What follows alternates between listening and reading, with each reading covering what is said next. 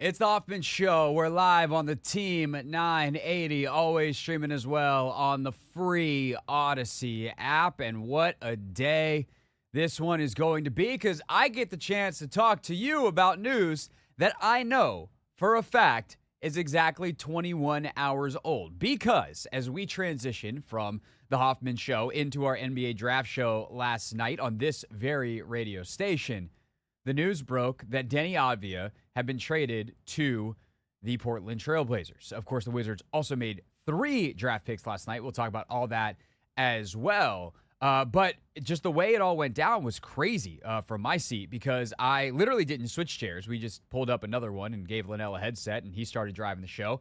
And so Linnell sits down as we sign off the air. We do our wacky bit for real things, and we have a chuckle and a laugh. And it's like, okay, the draft show's next. And Linnell sits down, and then he shows me his phone, and on it is a tweet from Adrian Wojnarowski that says, the Wizards have traded Deni Avdija to Portland. And I'm like, cool, why couldn't that have happened 3 hours ago? That would have changed the nature of the show.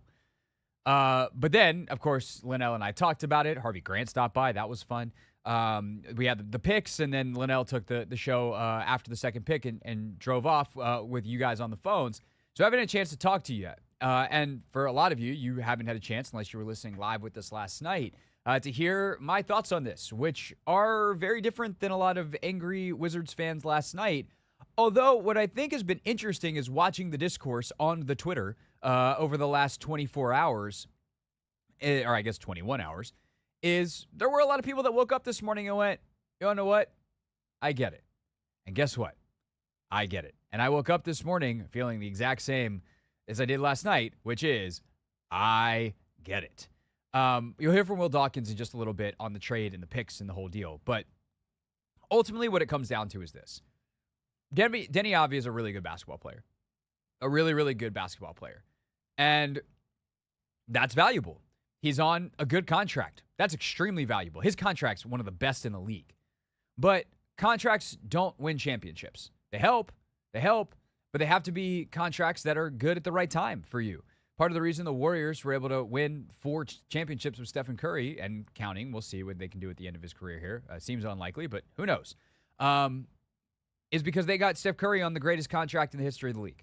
They signed Steph Curry because of his ankles to a 4-year, $44 million contract. 2 years, I think it was, before the salary cap exploded with the new TV money, the last TV deal, when they decided not to smooth the cap, which I think a lot of people around the league regret. And all of a sudden, they had a contract from another era for a guy whose ankle suddenly worked and quickly became the second best player behind LeBron James in the entire league. So that allowed them to do a lot of other stuff. And that was at a point where Steph was, outside of LeBron, the best player in the world. And that combination, right contract, right time, launches a dynasty.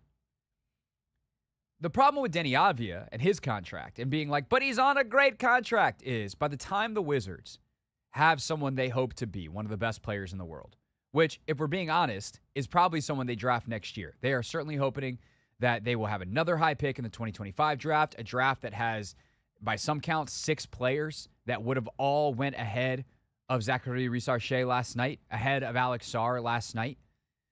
Multiple guys, Cooper Flagg, Ace Bailey, who could be generational type talents, that could be the best player on a championship team. That guy is probably not here yet.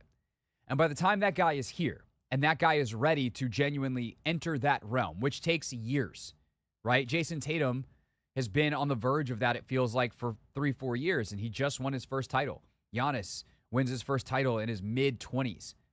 That's when these guys peak, or start to peak. The height of their careers is sometime between 25 and 32, right? When you still have pretty much all your athleticism, but enough experience, brains, know-how, muscle, strength, guile, institutional knowledge to actually maximize your skills. It takes a while. And 4 years from now, Deni Avdija is going to be going from one of the best contracts in the NBA to a guy who's probably going to be a borderline max player. Not because he deserves to be making as much as everybody or the best players in the league, but because the NBA can't help itself, and this is what they do. And here's the question I would ask you is, if you were the New York Knicks, would you have wanted to pay OG Anunoby 5 years, $212 million. And the answer is probably no. They're in a weird spot with their cap situation, and they've found a way to acquire a bunch of talent that fits together in a very Wildcat-shaped type of way. But ultimately, like, that's a lot of freaking money for OG Anunoby. And if you want to be the Wizards and be in that spot in 4 years where you give that much money to an OG Anunoby-level player, that's going to be Deni Avdija.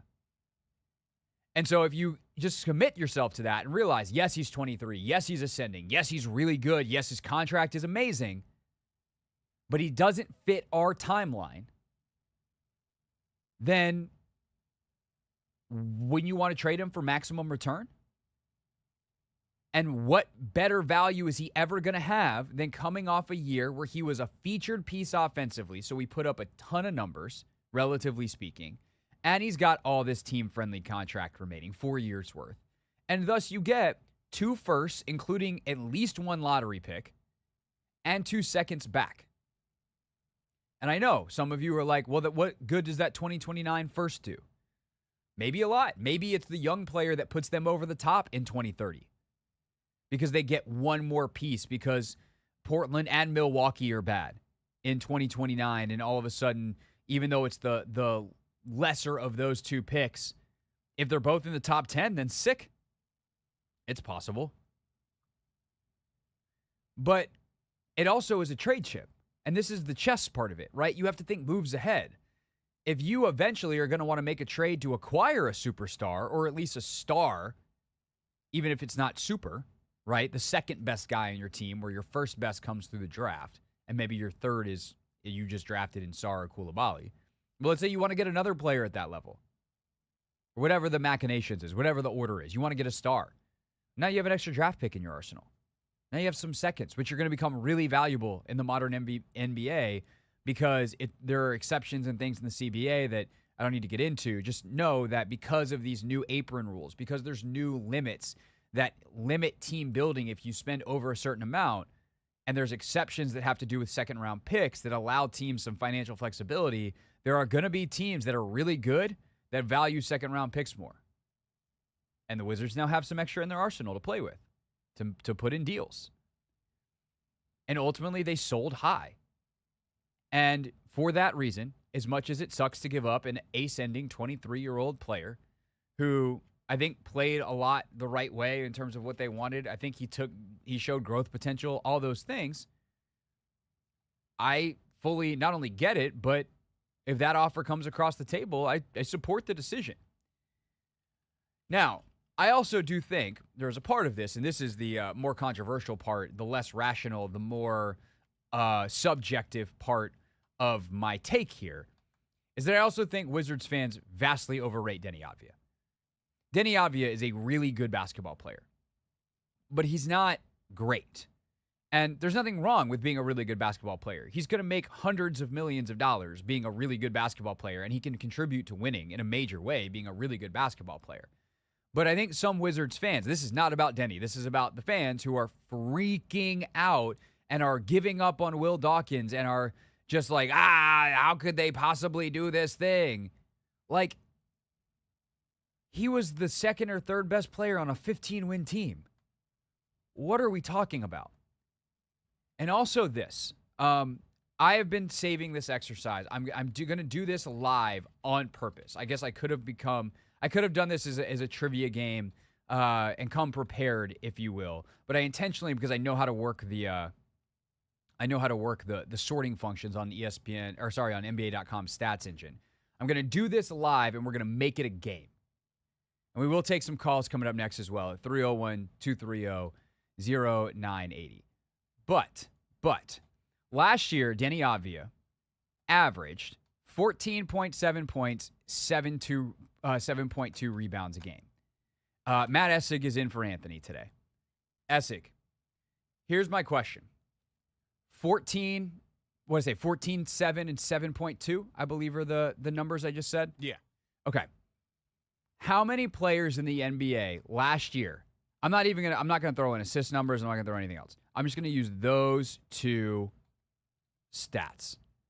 How many players in the NBA last year averaged greater than or equal to 14.7 points a game and greater than or equal to 7.2 rebounds. I'm going to guess of the 450 players in the NBA, there were 60 that averaged that. That's my guess. I'm just throwing it out there. I have not looked this up on purpose. What's your guess? I'm going to say 48. I'm going to say he's the 49th on that list. Let's see. All right, now I need the... Just within the top 50, but not really anything totally notable. All right, so I now am going to go points greater than or equal to 14.7. So if we just go by points, we're down to 168 players. Yeah. So rebounds, we want rebounds, he said. We want greater than or equal to 7.2.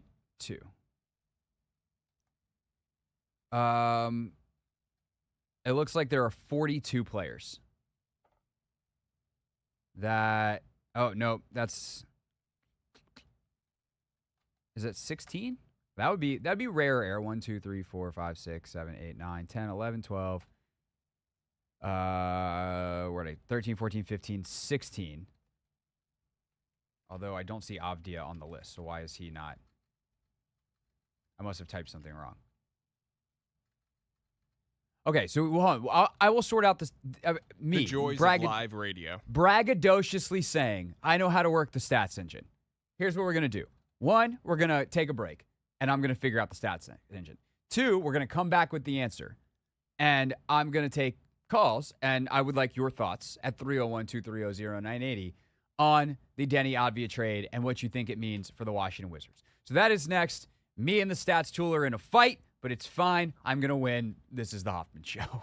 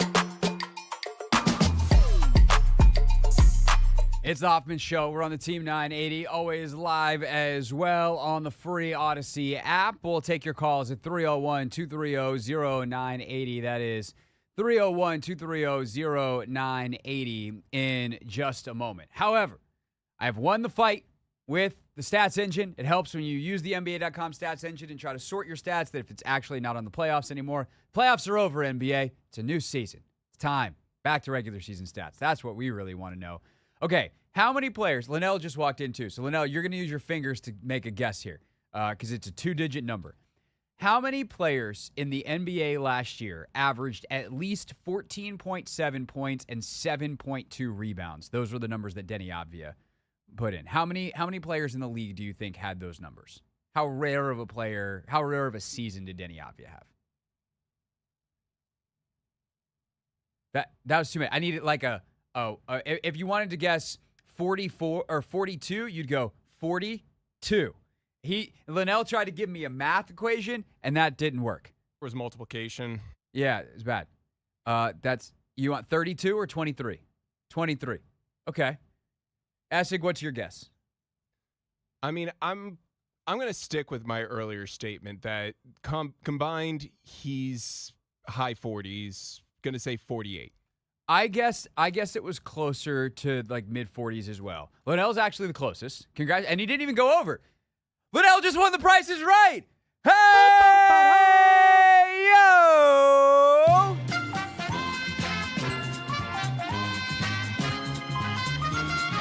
And avoid the copyright violation. Okay, shut that off. It's 25. There are 25 players in the league last year who averaged 14.7 points and 7.2 rebounds. So it's not nothing. But here would be my other question is how many of them did that on winning teams? And that's where it gets a lot harder because some of the names on the list are your usual suspects, some of the best players in the NBA who you'd absolutely expect. Joel Embiid averaged 34.7 points per game last year. God, he was ridiculous. 11 rebounds as well. Luka, Giannis, Tatum, Jokic, LeBron, Anthony Davis, Julius Randle. But like, Lauri Markkanen is on this list. What's crazy is Victor Wembanyama's on this list. Alperen Sengun, Scotty Barnes, who just signed a massive extension in Toronto, but like they were terrible last year. Jared Allen, Jalen Johnson in Atlanta, Evan Mobley, John Collins, and then Deni Avdija kind of is the name that you're like, wait, him? And again, it shows you like Deni Avdija is a good player, but also think of the team last year. Like part of this, if we take the rebounding away, well, players that averaged 14.7 points a game is a quarter of the league, or I guess a fifth of the league total. There's 572 total players that played in the NBA last year. There's about 450 at a time, and Deni Avdija is one of 100 who averaged 14.7 or more. But would Deni Avdija have averaged 7.2 rebounds on a team that actually had centers playing? Like part of that is there's a lot of available rebounds because the Wizards didn't have any bigs who actually rebounded last year. So statistics tell one story, but I think also the other part of this that when we talk about Avia as a player, and we'll take calls on this at 301-230-0980, how do you feel about the Deni Avdija trade is... and obviously, we'll talk about Alex Sarr. We'll talk about Bub Carrington. We'll talk about Keyshawn George as the show goes as well. Plenty of talk about that, including Josh Robbins, our friend from The Athletic who covers the Wizards, is going to join us coming up at 5 p.m. But a lot of people, I think, Matt, and I'm sure you guys took calls on this, and I don't know what Rooster and Linnell yelled at each other about from 1 to 4, but Avia as a defender, it's like, oh, he's a great defender. How many times did Giannis and the best players in the league have to just absolutely crush him before we go, like, yeah, he's the best the Wizards got, but he's not actually great at it? Everyone loves to talk about the defensive assignments he took on. I would like to discuss some of the results, and the results were not great. He was clearly out-leveraged. Part of that is they didn't have a lot of help around him. Do I think Deni Avdija is a plus defender in the NBA? Yes. But is he some stopper? No. And this is, I think, what happens on bad teams and fans that have seen a lot of bad basketball. It's not your fault. It's not your fault, Wizards fans. It's not your fault. You just go, he was our best. And I'm like, yeah, but imagine a world where it was better, and thus you won more. It's fantastic that he was our best. Doesn't change the fact that we won how many games last year? 15, Matt, 15. I feel like there's a point to that. Yeah, if he's your best, then maybe you can trade him for a little bit better.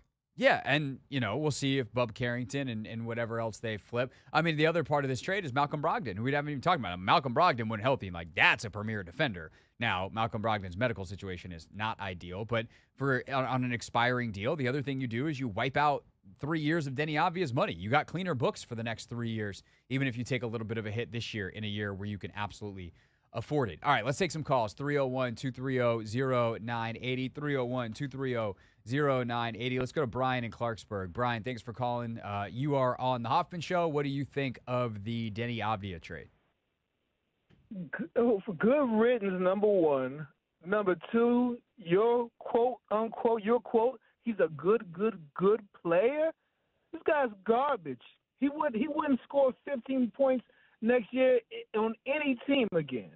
He scored garbage points on the team that needed scoring when our point guard, who we paid a lot of money for, wasn't scoring. On the second worst team in the league, he had a 5-point jump in points on a garbage team. He wouldn't come off the bench for any team, the Lakers, the Philly. The man is trash. You call him a great defender? Did you watch this guy play? I didn't call him a great defender. I just specifically said he's not a great defender. You think he's the best we got? Daniel Gafford wasn't way better than him when we had Deni? No, Gafford was not good as a defender here. Oh my! Come on! So I have no respect for you. Come on now, what's going on now? Do you watch the Wizards play? I mean, yeah, Deni, I do. Most people thank me for doing that because they're terrible and they want to hear their team talked about intelligently. Yeah, but so make some intelligent points. Come on, you can't say Gafford was terrible. Everybody knows Gafford was a shot blocker, was a rim protector. Those are two different things, Brian. Garbage. Those are two very different things, shot blocker and rim defender. And if you think Deni Avia is garbage, I feel very comfortable with the audience looking at my analysis and looking at yours and being able to tell who's right. Deni Avia is a very good basketball player in the NBA. And I think the other thing is he's ascending. He's only 23 years old. I saw my buddy Tom Haberstroh tweet out last night, Deni Avia is younger than Dalton Connect, who the Lakers took at the 17th pick in the draft last night. Like, Deni Avia is young. He was able to make a leap in the first year, by the way, with a brand new player development staff that is actually a professional grade. Like, that's relevant.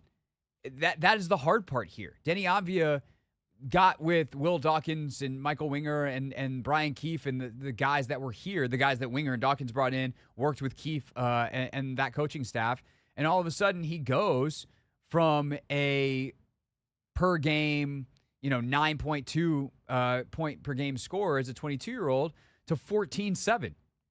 He goes from 6.4 rebounds to 7.2 rebounds. His assist numbers, he averages another assist per game. He does handle the ball a little bit more, but his assist numbers rise faster than his turnover numbers. You love that. And as a three-point shooter, this is the hardest part, right? He's a good defender, not great, good defender, good, try hard, good length, good, strength, not great, but is definitely a guy who you can stick on capable ball handlers and expect at least some resistance. And he shot 37.4% from three last year. His effective field goal percentage was 56%. Like, that's really good. It's not elite, but that's a good freaking number. He shot 50% from the field. Like, you got 2 firsts and 2 seconds back because this is a good basketball player. But you also give him up because when this gets into the draft part, and we'll take more calls on the Avia trade and what you think of course, the Wizards drafting Alex Sarr, and not to mention Bub Carrington and Keyshawn George next at 301-230-0980. But there's also a glut on the wing that you have to undo. That if you want to maximize the potential of Alex Sarr, you have to let him play. Bilal Coulibaly, you have to let him play. And if Deni Avia is here, and especially if they don't wind up trading Kyle Kuzma in the next couple weeks, there weren't enough minutes to go around. And so you helped yourself. You got good return. To me, this is a no-brainer. I know even except for Brian, who thinks that Deni Avia is trash. A lot of folks disagree. Agree? Disagree? Thoughts on the draft picks? We're taking your calls. We're talking Wizards. We do it more and better, I hope better, than anybody else. 301-230-0980. We're taking your call on the flagship home of the Wizards, the Team 980.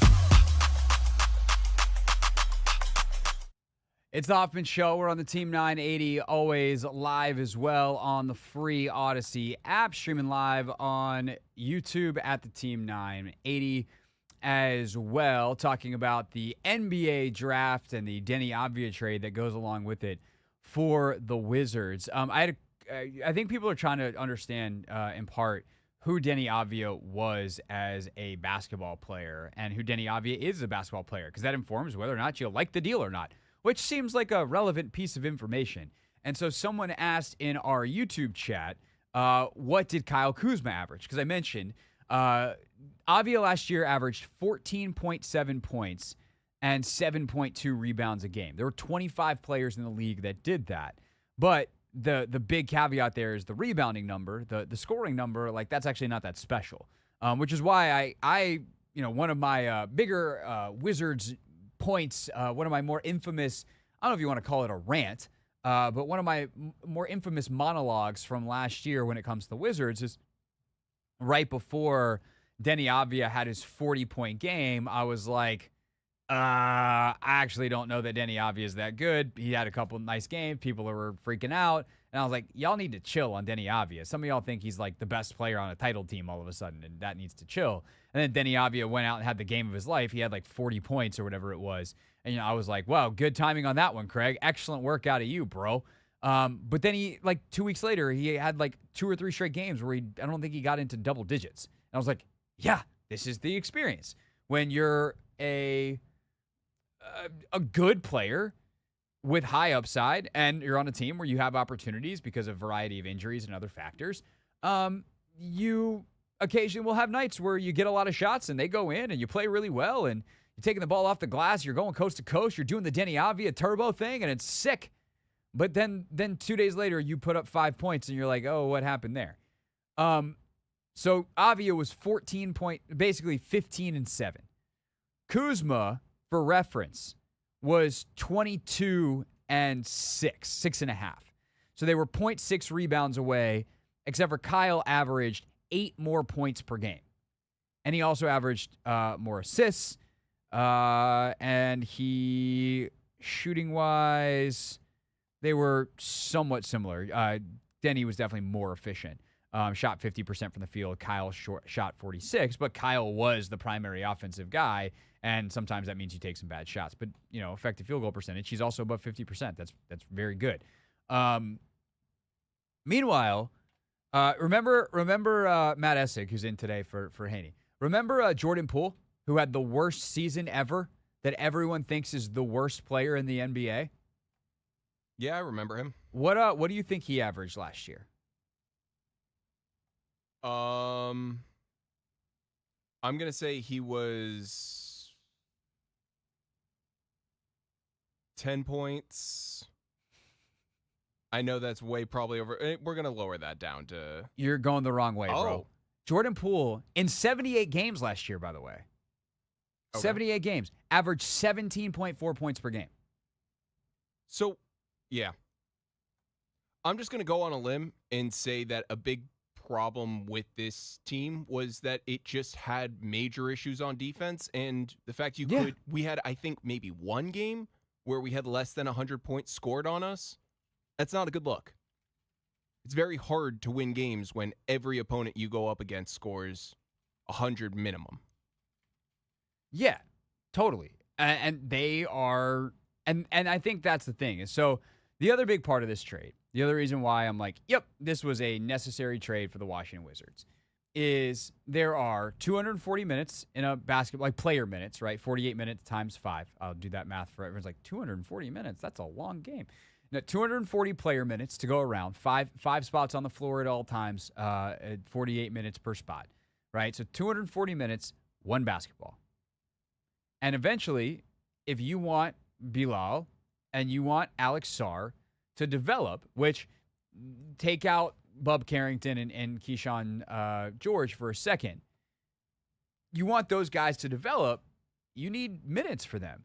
Because ultimately, the wing rotation in Washington was kind of crowded. To have, like last year, it was one thing because Bilal was being brought along at a slower pace. That was intentional. This year, though, you're going to have Kuzma as of right now. And everyone's like, well, trade Kuzma. Like, yeah, eventually. But you could have Kuzma. You would have had Deni. You would have had Koulibaly. Corey Kispert's a wing. If you're still trying to make something out of Johnny Davis, he's a wing. I don't know whether that's actually in the cards.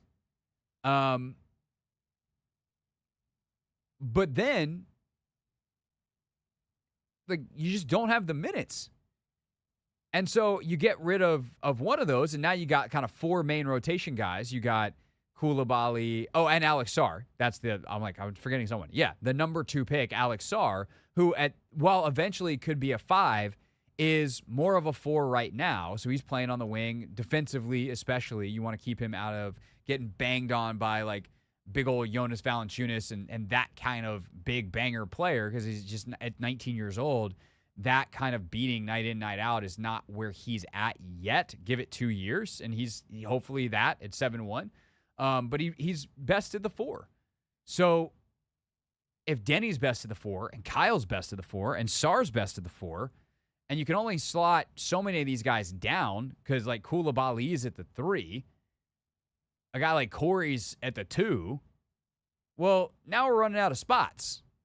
And so if I can free up one of those spots and get multiple first-round picks back in return, that's good usage of your assets. The NBA ultimately is an asset management game. which then gets us into Alex Sarr. It gets us into what they do with that pick in Bub Carrington. It gets us into later Keyshawn George, the forward out of Miami, who, by the way, is low-key French, which, what do you want out of the Wizards? More French guys. You got Alex Sarr. You got Koulibaly. George was born in Switzerland, went to high school in France, and then played a year at University of Miami. So, voila, as they say. I love the Sarr pick. I think that getting a guy who's got great defensive mobility in the modern NBA is super important. A guy who's got a ton of offensive upside. I don't know how likely it is that he's going to reach all of it, but he can handle it. He's got a good feel for the game. He can get out in the open floor. He can make decisions with the ball in his hands. He is immediately a pick-and-roll lob threat. He can catch the ball and make plays off the short roll. Like, there's a lot to Alex Sarr in the potential paths for improvement. And for an organization that is big on getting guys who are going to work hard and improve, like, I'd assume that he fits that mold and that he's going to continue to grow. And he did show some of that growth even last year playing in Australia. Bub Carrington, big, 6'5". You get the positional size that you're looking for. A guy that probably isn't ready to run an offense yet, but eventually is a point guard. But he struggles with some decision-making stuff at a level that you're like, I'm not going to hand you the keys. But in kind of a two-guard, Jordan Poole being the other one, we need some positional size next to him. Let's give this a shot. He definitely can create his own shot. And that's something that I think is interesting, too, is Keyshawn George can also create his own shot. He's got kind of a Kyle Anderson feel to him. He's big. He's rangy. He's way better three-point shooter than Kyle Anderson. He shot 40% last year from three, and so that seems like a skill that Will Dawkins would covet. But in terms of his movement, like kind of slow, just kind of figures out how to get in the spaces that he wants to be in, but comfortable with the ball in his hands. Both Carrington and George are former point guards in high school that hit late growth spurts, which I like because it means they have the point guard skill set. Somewhere in them is an inner point guard. And considering Sarr and Koulibaly are two guys that do not have that by nature, that are learning to play with the ball in their hands, having some guys alongside them that are a little more comfortable in that role, that can play off of them, that can, make decisions and take shots and take possessions late in the shot clock. Like, those are good fits. This is good team building. And so is the acquisition of the picks and Malcolm Brogdon, a vet who knows how to play, who can teach guys the tricks of the trade, or can be flipped for something else, because if he's healthy, he's a meaningful contributor to a competitor, and you flip him at the trade deadline. I don't know what they do with Tyus Jones in free agency. I think that's a big to-do. But those questions and more, we can ask Josh Robbins, because it's his job to know the answers. And Josh is going to join us coming up at 5 p.m. Coming up next, let's take a look at the rest of the draft and the rest of the top 10, picks we liked, picks we didn't. And the second round is going right now. I don't know if folks realize that. The second round of the NBA draft is today, and for some reason they put it at 4 o'clock in the afternoon.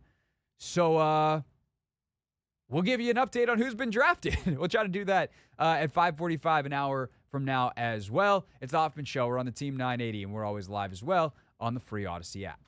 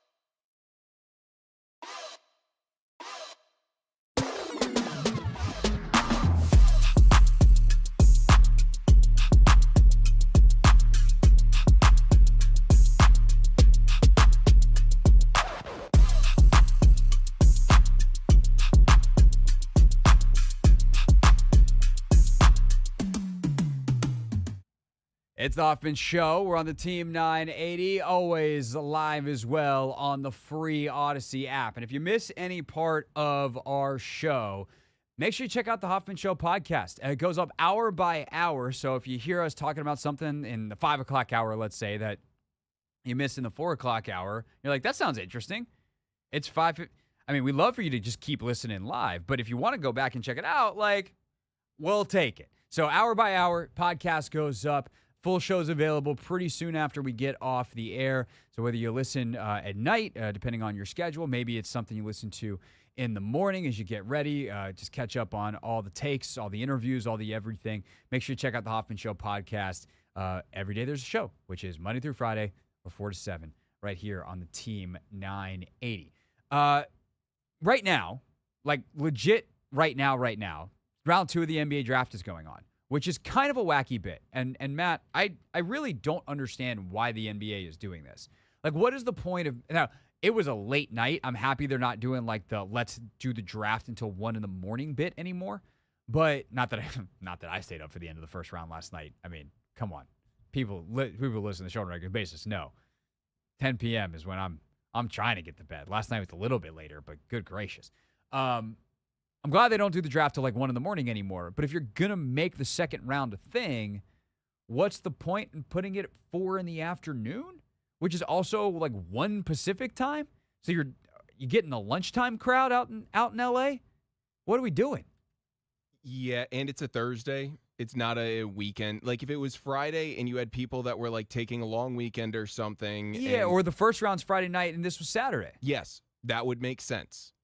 Having it in the middle of the week and having day 2 go off in the middle of the day, it's almost as if the NBA has realized that the second round of the draft doesn't really matter too much in the long run. And they're like, you know what? We're going to do the first round. We're going to do it big. We're going to make it real fun. And then second round's going to happen on the side. This is like, it feels like a bit of a favor to ESPN. Who typically just has NBA Today on at this point in the schedule. So it's like, hey, we're going to host the draft at your New York City studios. They're doing the draft, literally. It's on behind us right now. And we'll catch you up on everyone that's got picked in a second. Is Mark Tatum, the NBA's deputy commissioner, who's apparently a delightful man. He's given the hugs and hand pounds right now. But it's at ESPN Seaport Studios in New York, like where Get Up is and where First Take is now. And it's just, hey, a couple hours of programming free for you in the middle of June ESPN or in late June ESPN. You're welcome. Great. Good for ESPN. I don't understand why this is a thing. But here's what's happened so far. Jonathan Mogbo, the center out of San Francisco. Quick, pop quiz, Matt Essick. Who is the most famous center out of the University of San Francisco? I'm going to go Jonathan Mogbo. No, that is very incorrect. Bill Russell. Yeah, you're right. I made a very incorrect statement. Yeah, it's if you know where Bill Russell went to school, it's a pretty easy question. If you don't, then you're like Jonathan Mogbo, and that's fair. So Jonathan Mogbo from University of San Francisco, he goes the first pick of the second round to the Toronto Raptors. Guy that a lot of people were surprised made it out of the first round, especially if I told you a year ago this would happen, you'd be like, no freaking way. This dude's a top 10 pick. Kyle Filipowski out of Duke, power forward, big guy, can shoot it. A lot of concerns about like his mobility, his athleticism. Like he's a big guy who can shoot, but he like, is he a stiff? He goes to Utah, and I will just say there's something funny about the big white guy going to Utah. It's a little on the nose. But Kyle Filipowski gonna go play for the Jazz. Tyler Smith from G League Ignite goes to Milwaukee at 33. Tyler Kolek, a lot of people like him, point guard out of Marquette. He goes 34. Johnny Furphy is another guy whose name was when I asked draft analysts, like, who's a name to keep an eye on for the Wizards at 26? That was a name that came up potentially. Furphy goes 35 to San Antonio. Juan Nunez out of Spain goes 36.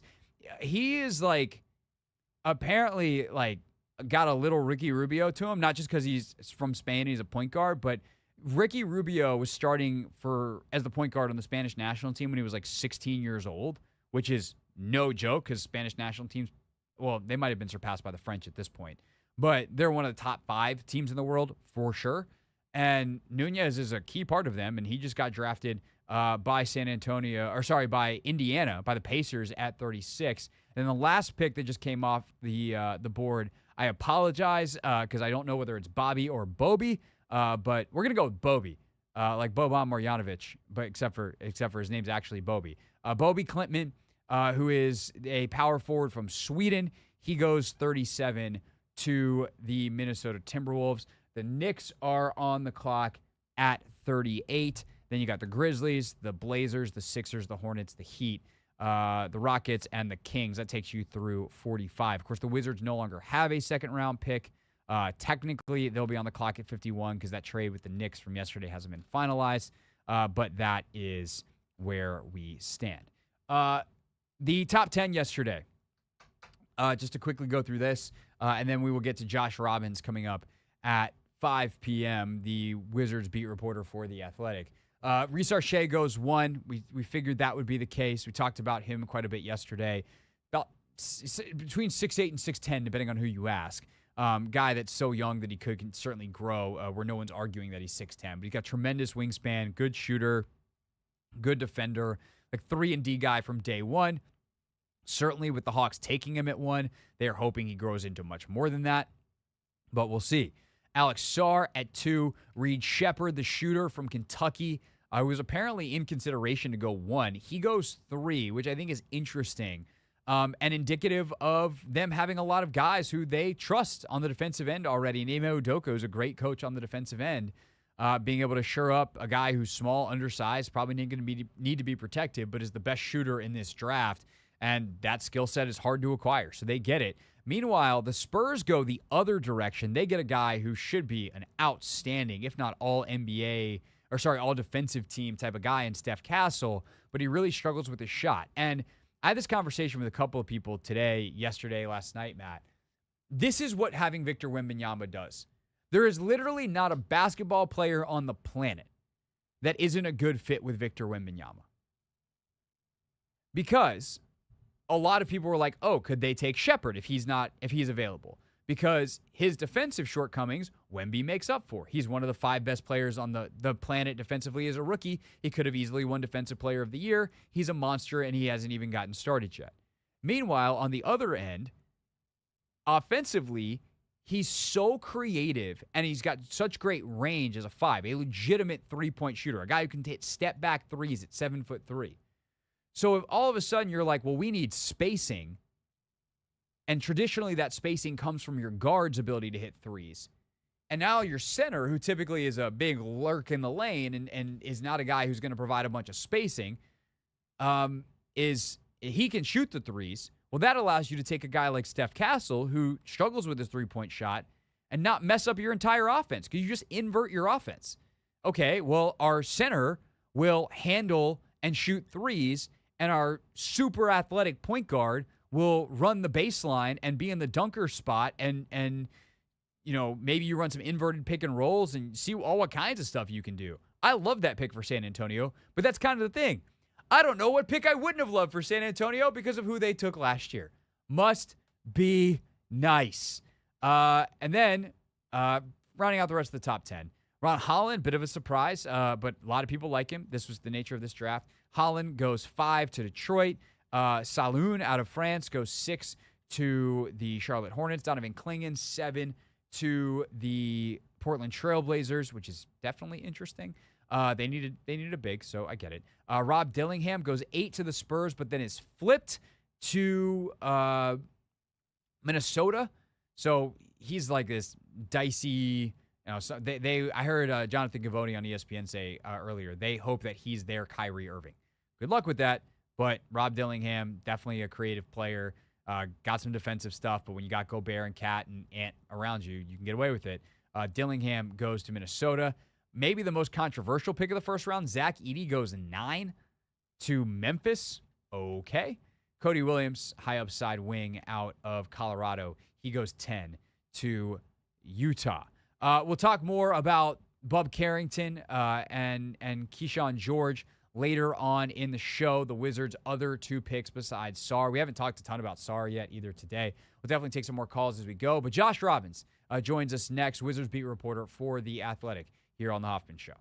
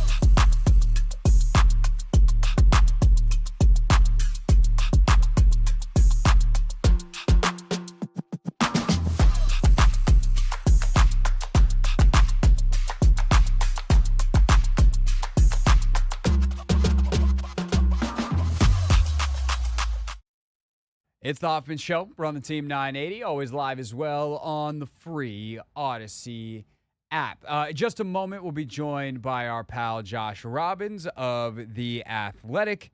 Matt, if we don't have Josh on the clean feed link in like 90 seconds or so, we can just give him a call. But I will take this time quickly to, while we get... let's just call... You have Josh's number, Matt? Because I just texted with him and... Looks like it's more... Apparently, the service that we use got a little more complicated since we last used it. Yeah, I will do that. And as I make sure that we can get in touch with our pal Josh Robbins, we will update you on the second round of the draft, which is ongoing right now. A couple of more picks in. Oh, hey, look, I just looked up the TV, and Alex Sarr's on TV talking to the NBA Today crew. What do you know? Here's what we got right now over the last couple of picks in the second round of this draft. We already told you the first. So Juan Nunez was the last one, and then Bobby Klimpman from Sweden. A.J. Mitchell from UC Santa Barbara goes to the Knicks at 38. Jalen Wells, shooting guard from Washington State, goes 39 to the Grizzlies, and the Portland Trailblazers are currently on the clock. Philadelphia is on the clock at 41, which is pretty interesting pick because they are a team that really is trying to obviously compete this year, and they could use like a more veteran type of guy that, forget it, like taking a big upside play. Can they find someone who can help be in the rotation this year in the second round? That's, some of these teams with where they're going to be in their cap situations. Certainly going to be that. The Wizards, they're in a very different situation. Let's talk about them. It's time for Not My Beat. Today's top story from the perspective of someone who's there. You are looking live. This just in. Not My Beat. All righty, let's bring in our pal Josh Robbins from The Athletic, Wizards beat reporter. Josh, if I had told you it's 5 o'clock now, I happen to know that the Avia trade went down at 7 o'clock, at least became public at 7 o'clock last night because it was right as my show ended and we officially switched over into our draft show. If I told you 22 hours ago that Deni Avia was not going to be on the team, your surprise, like 1 through 10, would have been what? 9. Really? 9, without question, a 9. Yeah. So some inside journalism here. Yeah. Right around that time, maybe around 4 o'clock, I got word that the Wizards were about to trade Kyle Kuzma. Oh, wow. And so did colleagues of mine. Now, that turned out to be 100% inaccurate, but it was going around the entire league that they were trading Kuzma. And we checked with the team that they were supposedly going to trade him to, and it turned out to be totally bogus. So, yes, I expected a trade, but not that trade. That's so interesting because that would have made a lot more sense. And I think if you had told me yesterday this time that Kyle Kuzma was traded by the end of the night, my surprise level would have been about a 3. Avia would have been a lot higher. I don't know what I would have gotten 9, but maybe an 8.7. Now that I think about it, yeah, it is pretty wild that they traded him. So what ultimately was the reasoning, Josh, in your mind, and from what Will Dawkins said last night about why they make this move?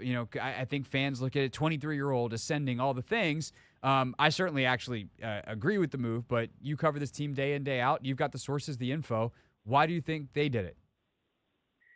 So they are not commenting because the trade is not official yet. Right. But here's why. And there are a lot of reasons. One is that Deni's timeline doesn't match the incoming rookies' timeline and the rookies they're going to draft next year and the year after that. By the time these rookies and the future rookies are close to their prime or beginning to approach it and are starting to get good, if they draft the right guys, Deni will be about 28 and about ready for his 3rd NBA contract and hitting unrestricted free agency. But beyond that, it's not about winning now. And Deni would help them win now.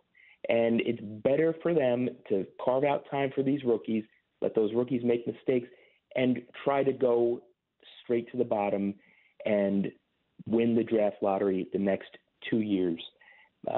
And finally, Deni, I think, has a higher trade value right now than anyone else on the roster except for Bilal, and they're not going to trade Bilal.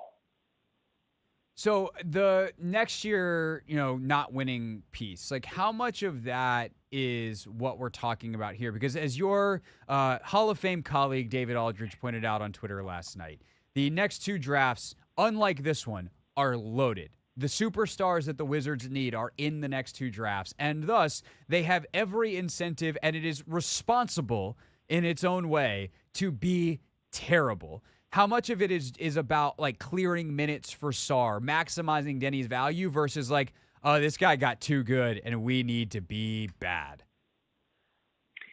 I think it's more about clearing minutes for guys like Sarr. It's like really for clearing minutes for maybe Kaishan George or Bub Carrington and really Bilal. Part of the issue here with Deni is that Deni had a career year, shot 37% from the field, made all these gains. The team still finished with 15 wins. Was Deni going to move the needle that much? Probably not, but the stakes are so high in the upcoming lottery that they can't afford to take a bunch of chances.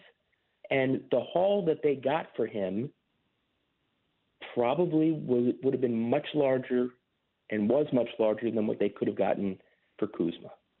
Does that mean that Kuzma is here, or is Kuzma still, in your opinion, as Josh Robbins, Wizards beat reporter for The Athletic, with us here on the Hoffman Show, is Kuzma just here for now?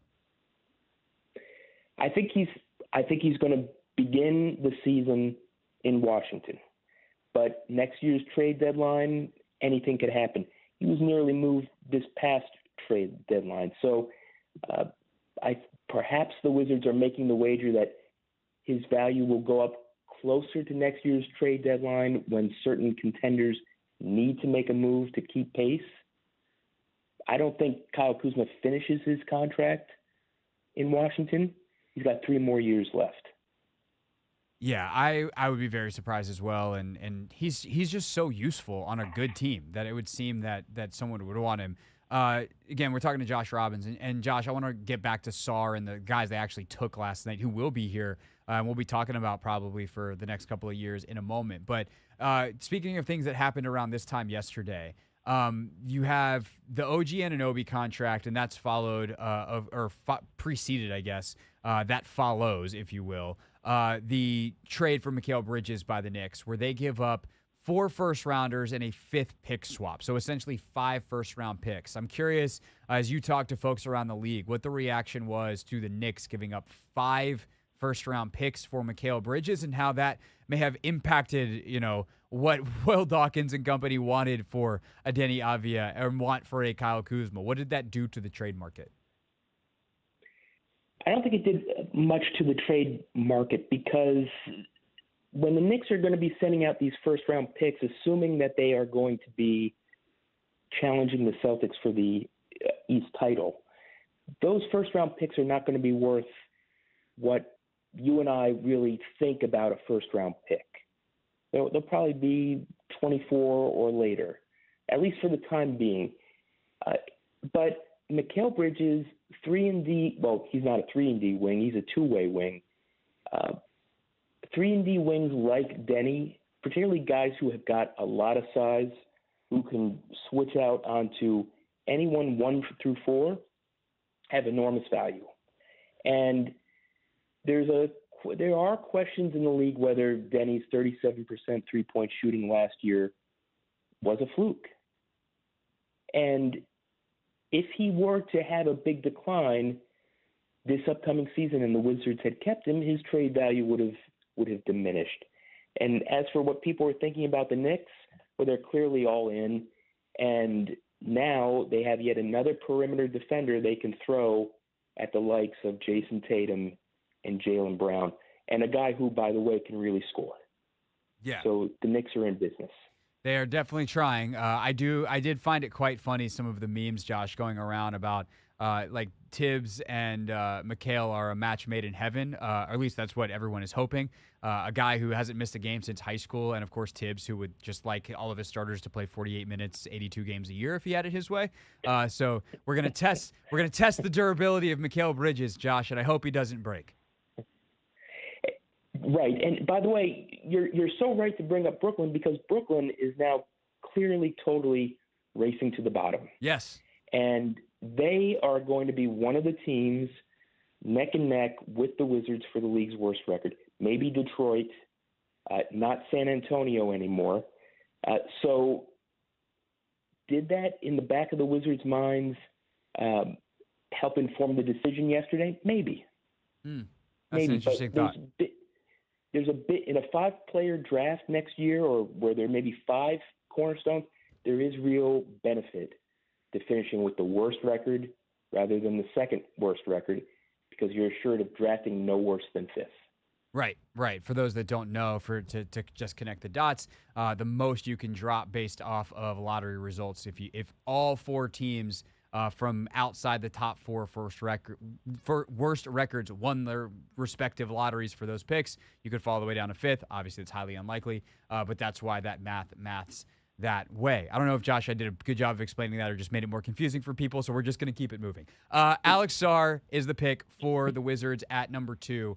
Do you think that was the right selection, and why ultimately did they go in that direction, taking the 7-1 man out of France?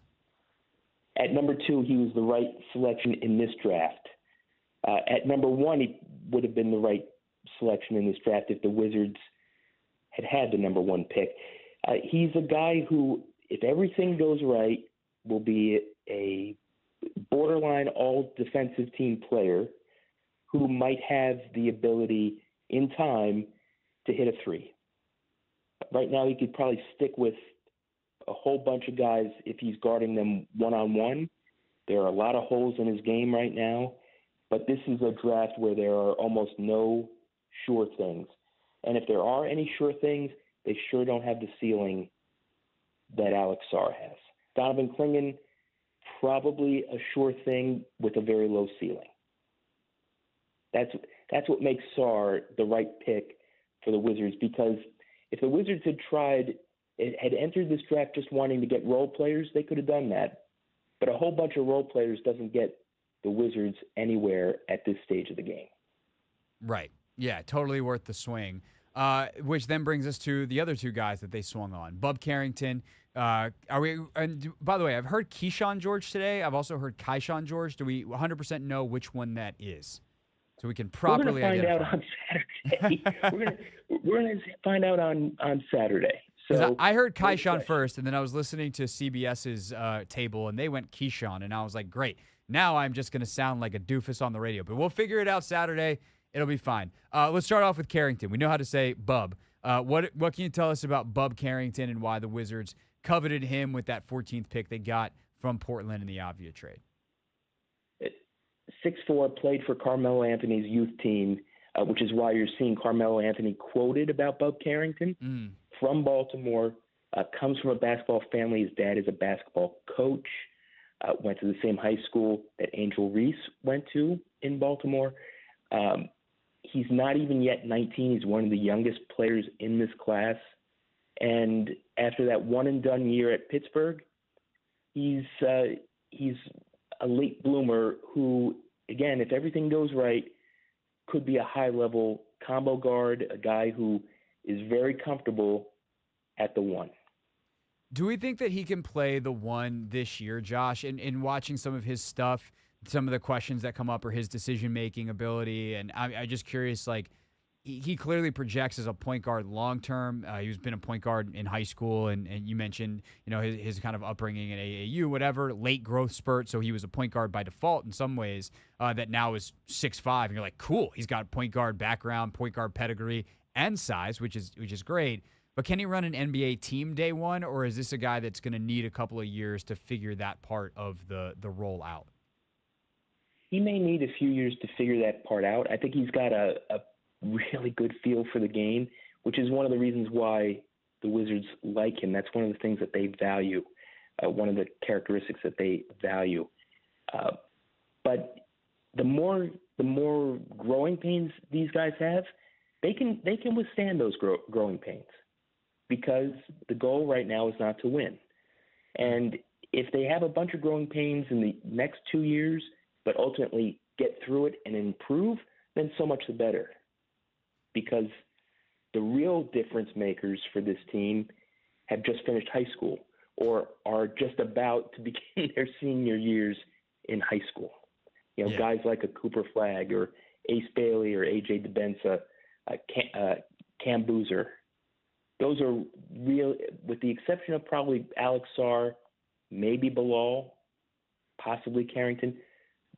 Guys in high school or who just finished them, those are going to be the real difference makers for the Washington Wizards. So where does George fit in? He's a super interesting guy. By the way, fits the mold for a Wizard. He's French, Josh. I know he's basically French. He went to high school in France. For those that don't know, he was born in Switzerland, went to high school in France, and then played the year at Miami last year. So I don't know how your Duolingo is going, Josh, but my French is going terribly. What can you tell us about George out of Miami? He's 6'8", had an enormous growth spurt within recent years, and he shoots 41% from three. Has the reputation of being soft as a defender, but at 6'8", even if he's not particularly explosive, he has the ability, again, if everything goes right, to be a 3-and-D type of guy. Ironically, not quite unlike what people hope Deni will be. Although Denny's probably more athletic. Yeah, no, so that tracks. That's part of what makes this whole thing hurt for a lot of Wizards fans, seeing Deni being moved out the door. Yeah, I feel for Wizards fans, because being told, hey, this is going to take a while when you've been waiting since 1979 for your team to win 50 games, which for most Wizards fans is their entire life. That's tough. That's tough to hear. And I guess let's end on that note, Josh. We'll have to have you back and talk about some of the free agency stuff and some of the decisions looming here for Washington, from Tyus Jones to any potential other trades, Kuzma or Kispert, or teams are certainly going to call. But how much pressure, if any, does this front office feel to try to take care of their fans a little bit? Because I think it's really easy for those fans that are into it. They're like, I'm invested in the rebuild. I know it's going to take a while. But there's definitely other fans that are just like, what the hell, man? Like, we've been terrible for so long. Now you're telling us we're going to get worse? When's the good part? You just going to keep kicking the can down the road? Do you think this front office feels that Ted feels that, and Monumental as an organization feels that at all? Or are they just kind of plugging their ears and knowing that in the end, if they win, it'll all be okay? Or are those two things not even mutually exclusive? If they ultimately get to where everyone hopes they'll go, then it will be a distant memory. But it's going to be a very difficult next 2 years. And there's no getting around it. The real danger comes if they don't have any lottery luck the next 2 years and don't come away with a franchise caliber cornerstone. Then the pressure arises. They are very much aware that this franchise has gone almost 50 years without 50 wins, and actually 45 years without 50 wins. So they're well aware of it.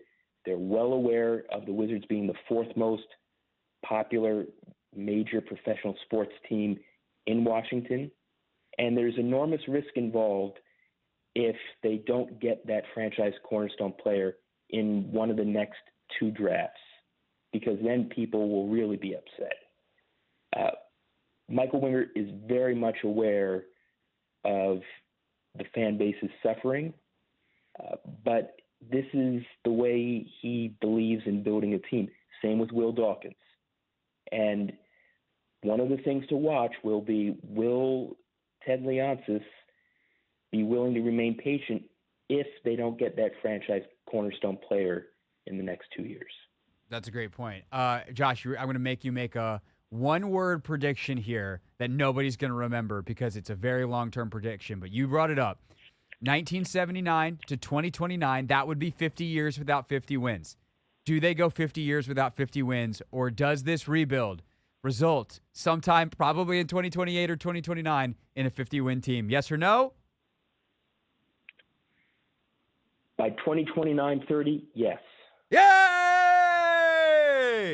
Hey. But they have to have lottery luck, man. Yeah, if they get lucky. But that is the nature of the NBA. Josh, always appreciate the time. Thanks so much, man. Great work around everything leading up to and look forward to reading not only your recaps, but everything around free agency. All right, you betcha, Craig. That is Josh Robbins, everybody. Wizards beat reporter for The Athletic. And Josh is a well-reasoned, smart, informed individual.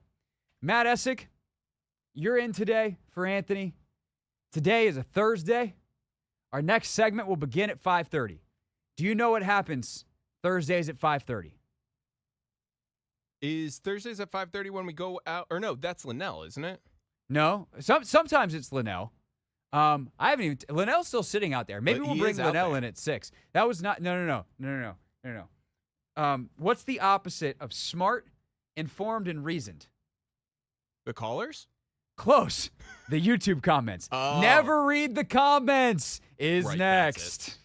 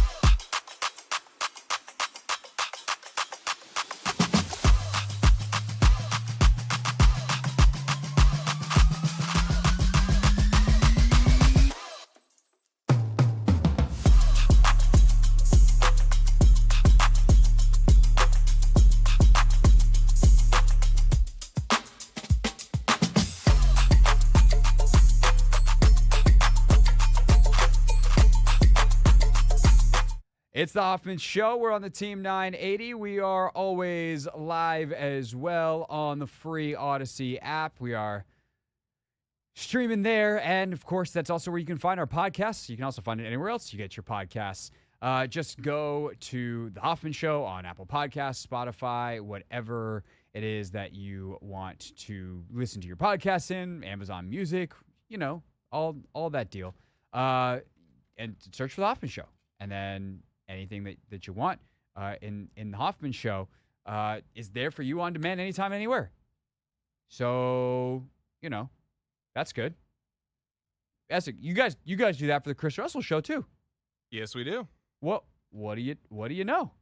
It's almost like it's a company policy. It's more than a policy. It's a way of life. Yeah, I would say it's a service. Oh, absolutely. It's something that we do for the people. Got to make sure that, at least for earlier, got to make sure people get their rooster, even if they can't tune in. Yeah, even if you can't get it in real time, you just gotta make sure that you got the rooster in your life. And you miss first part of the show, check us out. If you're listening right now, you don't necessarily need the podcast for like this moment, but there's more to the show than just your ride home. You missed our entire first hour where we talked all about the first 3 draft picks, what we thought, all that. We actually, all that that's the funny thing. We didn't. We actually talked about the Deni Avia trade. Yeah, we talked a lot about Deni and like how that impacts with. We did talk a little. We covered a little bit about how the draft picks kind of. It all comes together. But you got to listen to it. So go back, listen on the podcast. On the podcast. On the podcast. It's not our only on-demand platform though, because we are a show that's on video. And we cut up the clips, and a lot of people find our stuff on YouTube. And then they leave comments. And they tell you for your mental health that you just shouldn't read them. And they're right. But that's not good for the content, which is why we do this. We tried to warn them. They didn't listen. Yeah! Every week, the Hoffman Show goes into the belly of the beast. We read those comments, baby. Never read the comments. All right, Maddie, I'm going to also do something that I don't typically do, but this is the nature of the top story being something that is this fresh. Typically, we curate the comments. Today, we are diving in, bro. I pulled up the comments page on YouTube, and because people are commenting like crazy on the Deni trade last night, as well as obviously the Alex Sarr selection. And what was cool about our show on the draft last night is we were streaming live during that. So people were able to instantly, or we were able to capture our live instant reaction on video. I wish I had the commercial break, to be honest, where Linnell and I were like, oh my God, the entire rundown that we did, all the things that we talked about, throw it out! Because they just traded Deni Avia. But you got our analysis live, and this is what you all thought about it, or all the folks that commented on YouTube. There was some of this, people like Brian Skoy. I think is something on my screen, or is that an I or no? Is this Brian Skoll? No, it's Brian Skoy. Skoy! Brian says, I will not watch any Wizards games anymore. Avia will probably become a superstar and scorch the Wizards every time they play. Crazy, stupid move. To which Modax0 says, or Modax0, or Modax0. This is the thing. You don't know the emphasis on which syllable on a YouTube screen name, because that's how that go. I want to see Deni destroy Kuzma in every single matchup. Washington games are my playoff finals. There is an extremely weird Deni Avia hive on the internet. And I realize there's hives and stands for every player. And that was also something that I'm just here in the real world, Matt.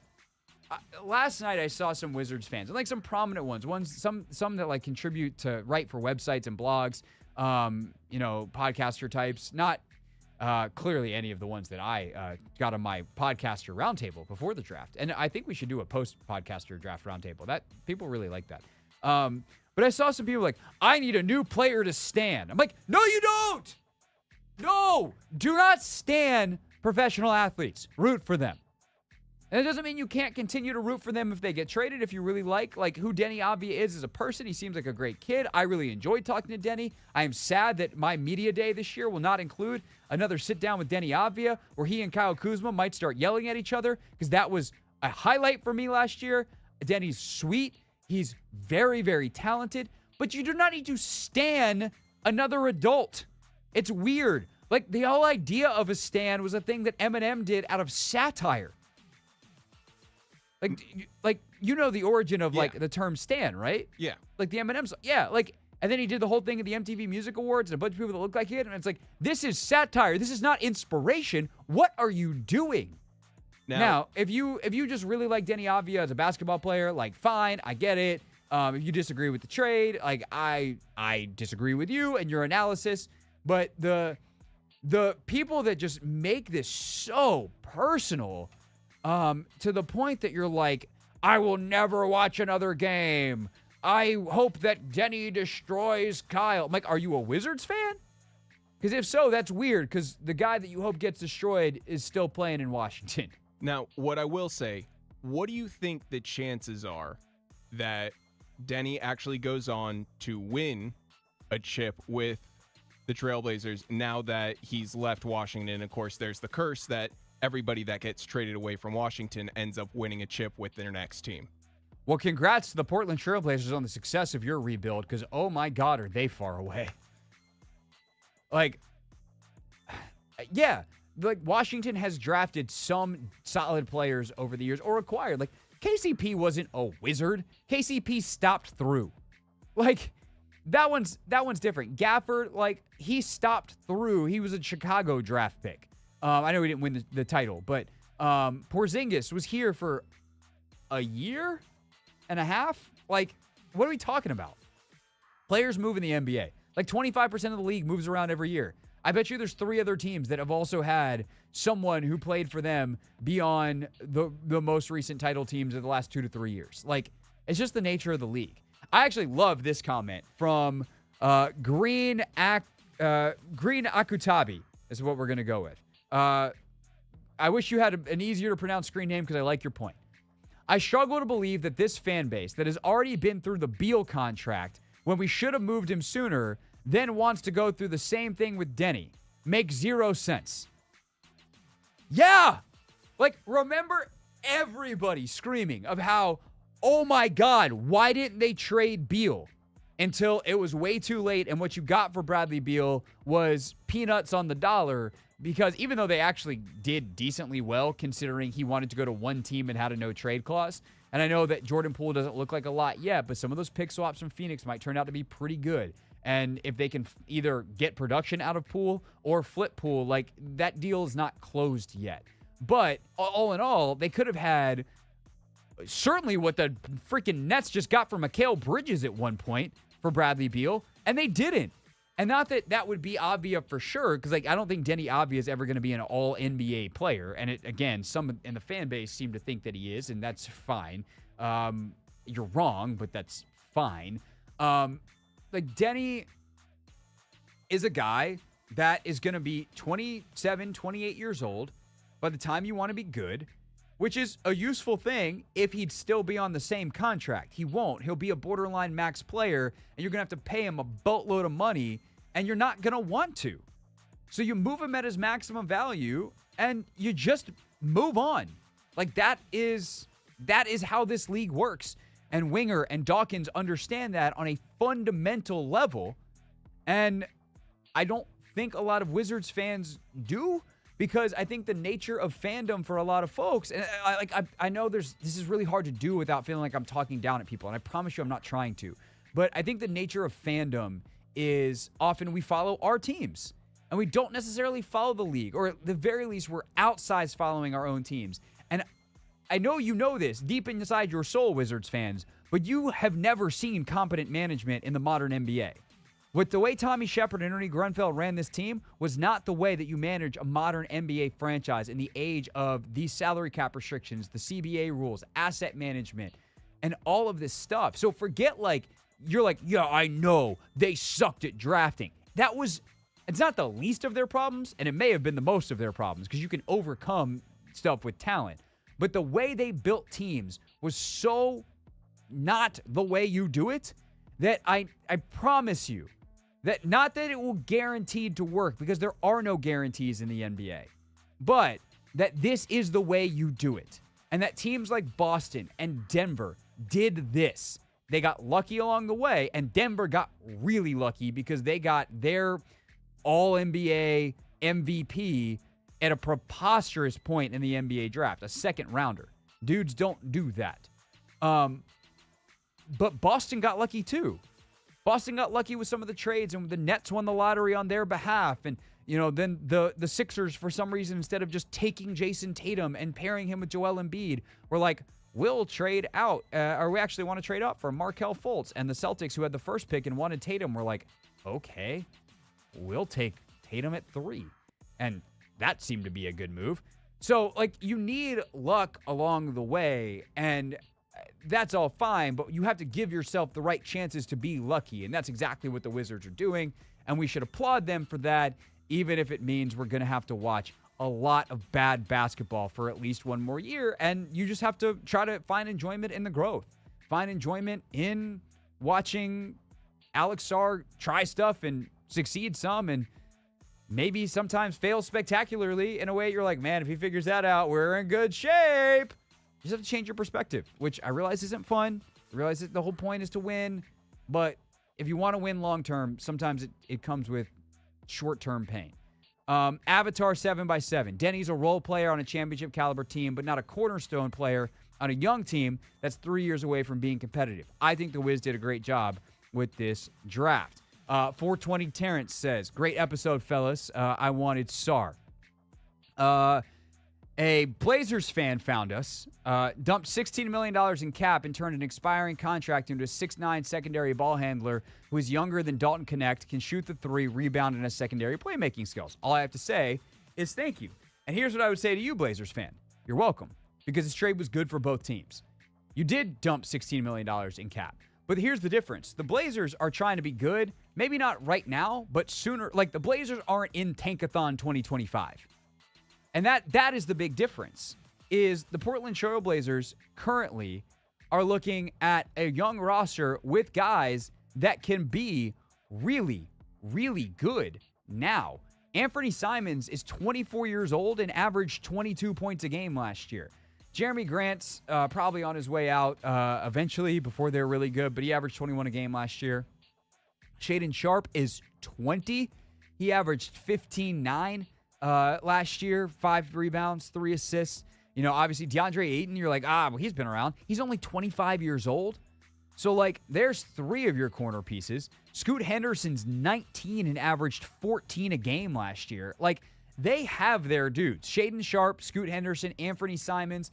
Deni is going to go there and be the 4th or 5th best player, which is exactly what he should be on a really competitive team. I still think they're 2 years away. But 2 years from now, Deni Avdija is only halfway through his extension. That works for Portland. Washington's 4 years away because they have to get their Simons, their Sharp, their Scoot. And that's going to happen next year, and then you need those guys to grow up and move on into starring roles, et cetera, et cetera.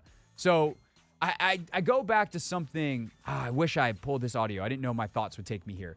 But I asked Will Dawkins at the Brian Keefe press conference about trades like the one, and we even got a comment that was like this, I guess trading Porzingis was a good move too. Yeah, it was, because in the Porzingis case, Porzingis was going to walk in free agency. They had to trade him for something, and they got something back in return, which is good. It's better than nothing. Something is better than nothing when the game is asset management. But I asked him, I was like, do you ever just go, man, this is going to suck because I know I'm helping this team win the title.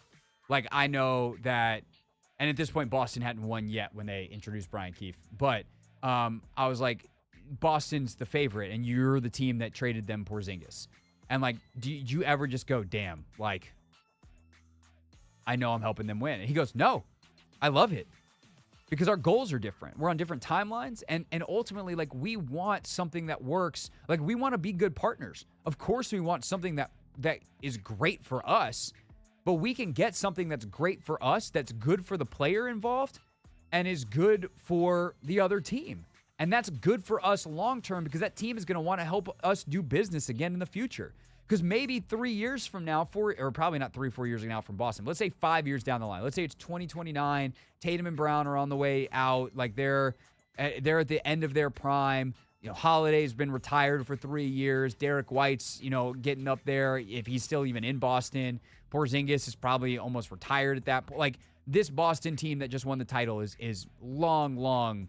Al Horford's in a retirement home. I'm kidding. Sorry, Al. He's sitting on the beach somewhere in the Dominican, living a great life. That's what Al Horford will be doing.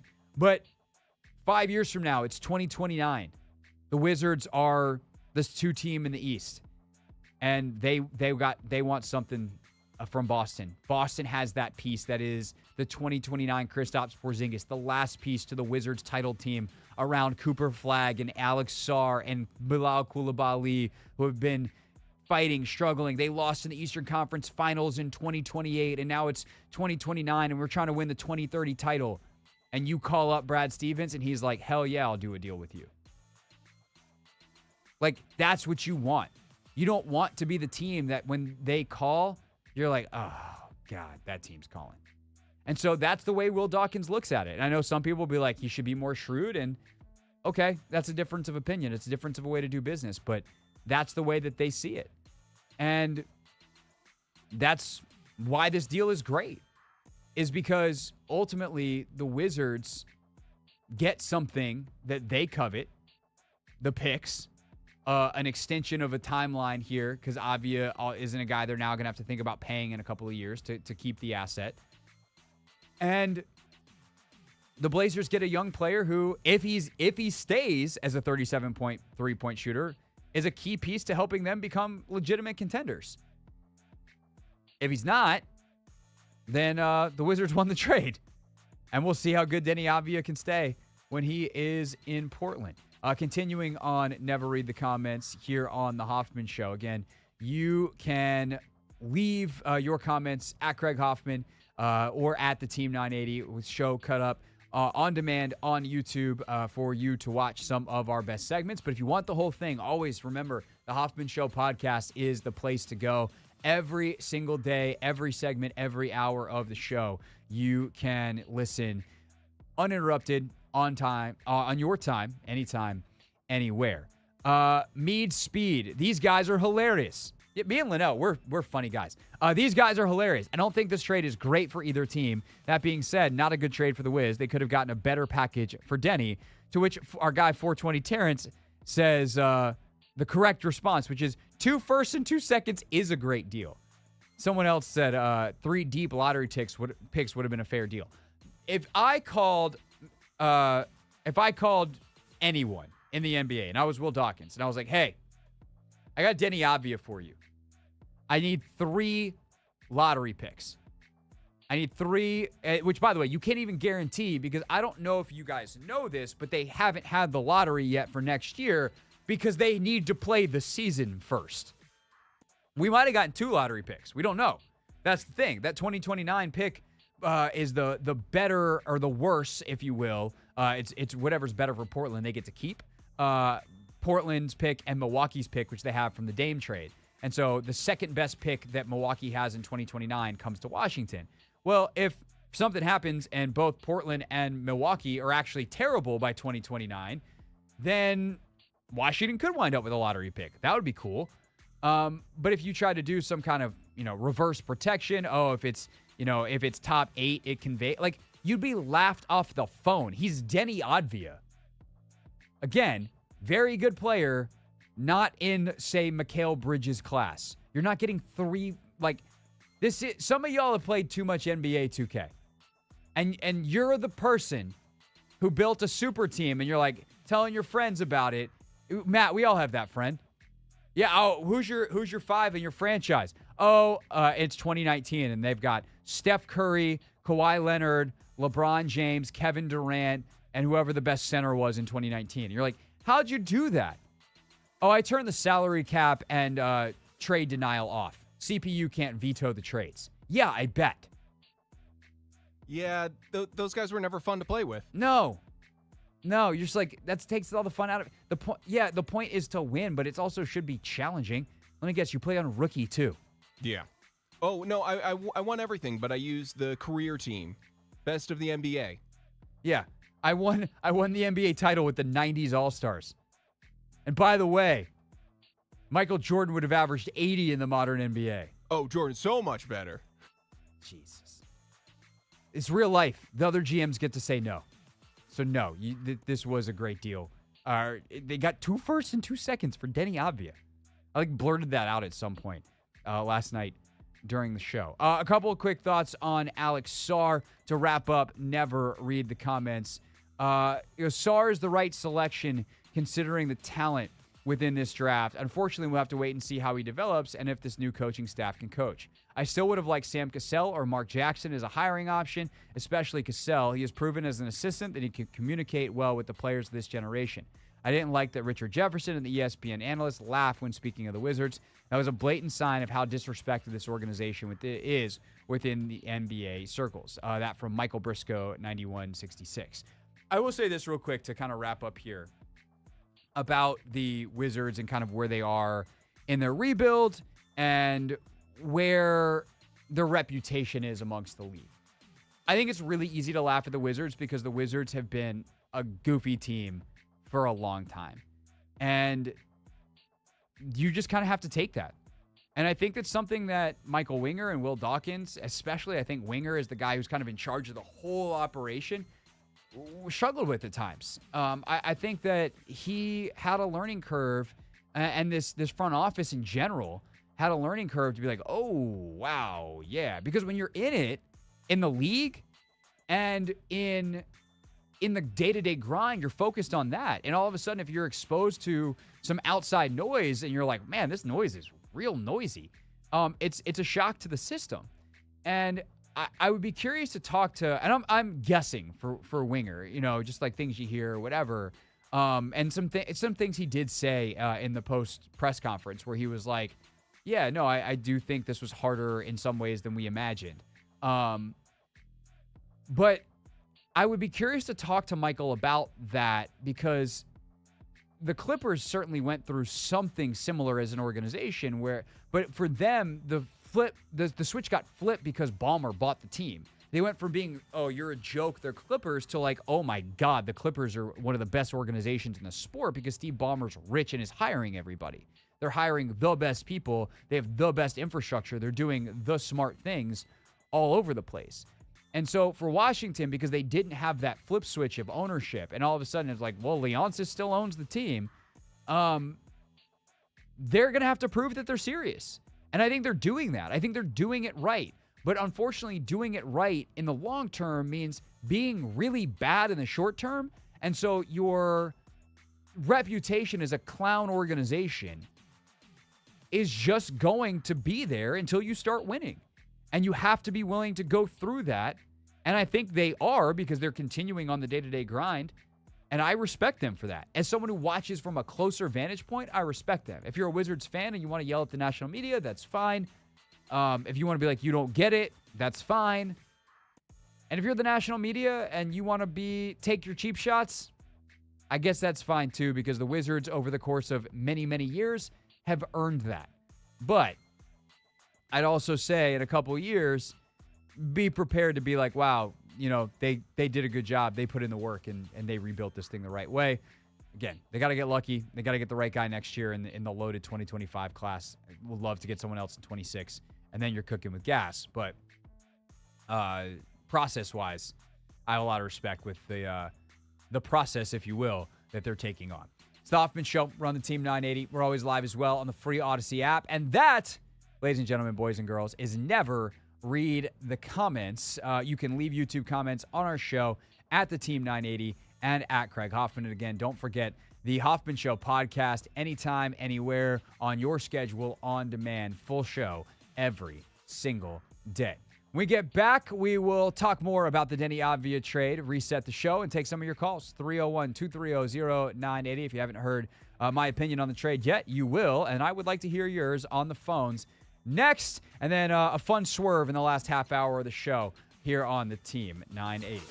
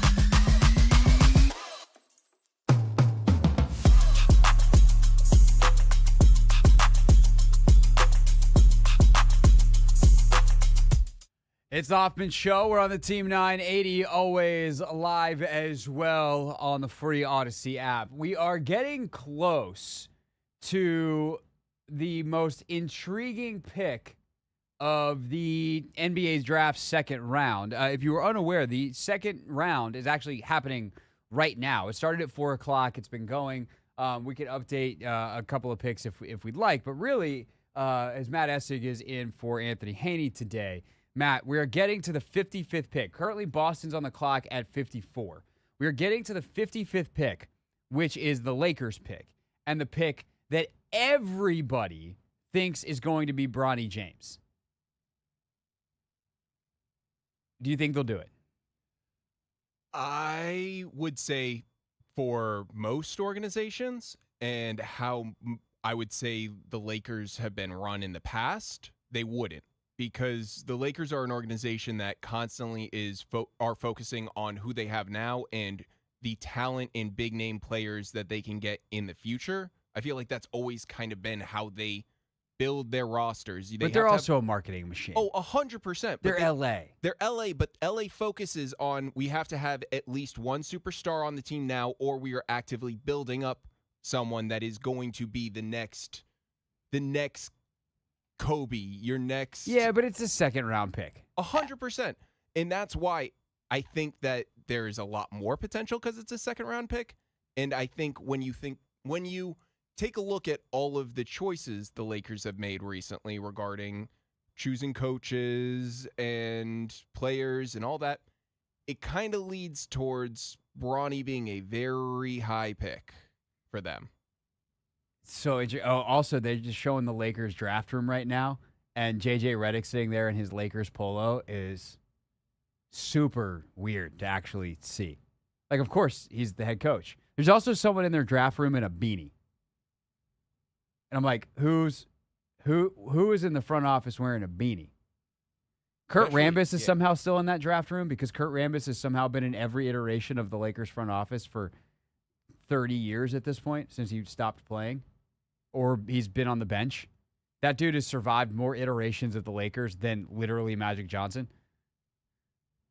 Wacky. I kind of just want to stay on this. It's saying, Bronny is the 6th best available pick right now. That's what ESPN is reporting on their draft board as Lakers are on the clock. So, right. I mean, it's not like, here's the thing. Bronny James is a legitimate NBA prospect. He can play. And I will say this for the nepotism argument. Nepotism's actually been a somewhat good predictor of NBA success. Tom Haberstroh, who used to work for ESPN, did a piece recently on his Substack, Tom the Finder, which is great if you're an NBA fan. Like, truly some of the best stories and reporting around the NBA Tom does for the Finder. And he did this piece, Matt, where he tracked the best, path to the NBA, basically. In recent years, what is the best predictor of NBA success? And was it like going to Kentucky, going to Duke, going here, going there? Like, which college produced the best NBA players? And you want to know what the best predictor in terms of path to the NBA was? Well, I'm going to guess that it's having a family member that played in the NBA. Bingo. Your dad was an NBA player. The success rate is so much higher than any individual school, which is kind of a funky way to do it. Oh, now everybody's clapping. Everyone's doing the clapping bit. Rob Pelinka just yelled at his phone. The pick is in. They're shaking each other's hands. LeBron hasn't run in the room yet, so we'll see who this pick is in a second. But there's just an institutional knowledge of growing up around the game, not to mention you obviously have genetics, and oh my God, if you have LeBron James freaking genetics. Bronny's 6'2", so he's undersized, but he is a bouncy. He's got great range, in terms of arm length and stuff, so he plays a lot bigger. There's some people that think he can play in the league. Matt, do we have the ability, once this goes to Mark Tatum, the deputy commissioner, to pull up the pick live? I am trying to figure that out. Give me 1 second. I think we have it somewhere because we did it last night. I just don't know if it's still actively on the board. I have it ready, so as soon as... Okay, so as soon as we see it, not Stephen A. I don't know whether Bronny James is going to be the pick here or not. I think that, I don't know. It looks like they're doing the wide shot bit now. Come on, go to Mark Tatum at the podium. Go to Deputy Commissioner Mark Tatum. Woj has got to... Okay, here we go. Here we go.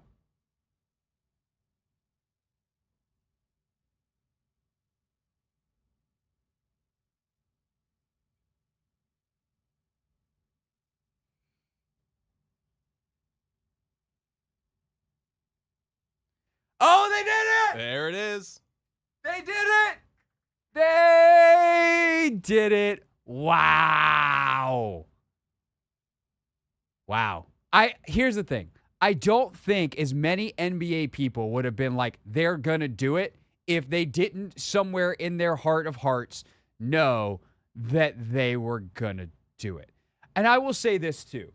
You can make whatever nepotism arguments, whatever you want.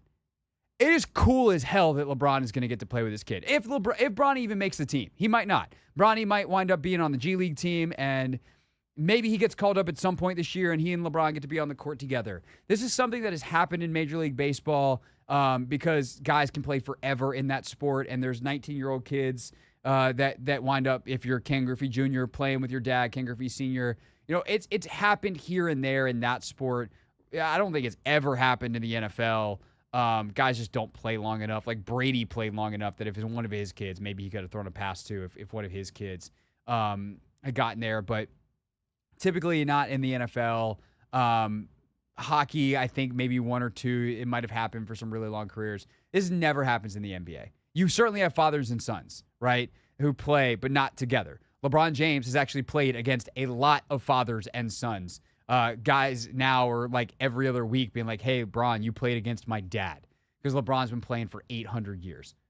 But the fact that LeBron James, arguably the greatest player ever, certainly the greatest player of this century, has established himself with a level of greatness, because he's not hanging on by a thread. Dude's still a baller, right? He's still one of the 15 or 20 best players in the league. And he played long enough that he's going to have a chance, if his son can make the team, to play with his son. And on a human level, that's cool as hell. I know there's a lot more to it, but on a human level, it's cool as hell. It's way cool, because tack on the fact that you have LeBron still in a place in his career where he is capable of making a push for an NBA championship. He isn't at his highlight. Like, let's not get ahead of ourselves. LeBron is not who he was 5-10 years ago. He isn't as fast, but he's still highly capable, and there is a lot of ability still on that roster and on that team. They could theoretically make a push for a championship, and that is cool as hell. Father-son winning a championship together, that's a good way to go out, especially for him, who I can see him playing way past him not being in his prime, and I could see him play for another 5-10 years. No, not 10, 5 years definitely, but he would not be great. He would be backup minutes in 5 years. Yeah, it's really, really cool. Definitely interesting, but really, really cool. All right, when we get back, we'll get back to the Wizards. And then coming up at 6:30 tonight, Lindsay D'Arcangelo wrote a piece for Awful Announcing, longtime women's basketball writer. She's wrote for The Athletic, amongst others. But she wrote a piece about how Caitlin Clark and Angel Reese are the Magic and Bird of the WNBA. And the connection runs a little bit deeper than just picking two stars and some of the more obvious ways in which you could draw that comparison. What have they been able to do where she was willing to make that comparison? Then, of course, coming up at 7 o'clock tonight, Mystics and Sun here on the Team 980. Talking hoops, leading you in to, well, hoops here on the Hoffman Show.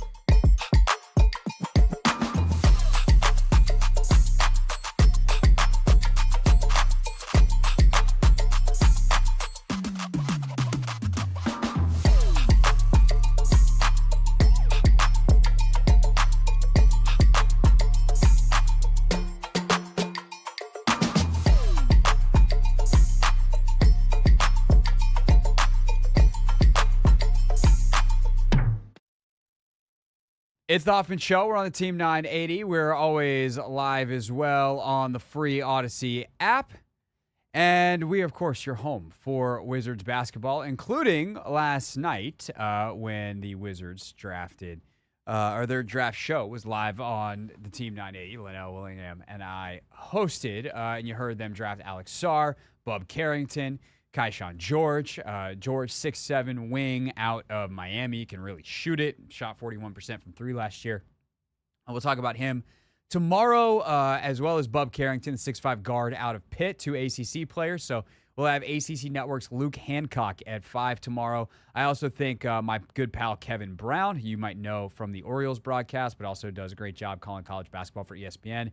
I think Kevin and I are going to be able to get on the phone tomorrow as well. So plenty of insight into the draft picks tomorrow. And, of course, we've told you a lot about Alex Sarr, not only since he's been drafted last night and today, but leading up to kind of the profile of who he is, and would highly recommend going back, listening to some of our interviews with some of our experts that we've had on, including Yahoo's Kristen Peak earlier in the week, got scouting reports on Sarr. Just search back in the Hoffman Show podcast archive for that.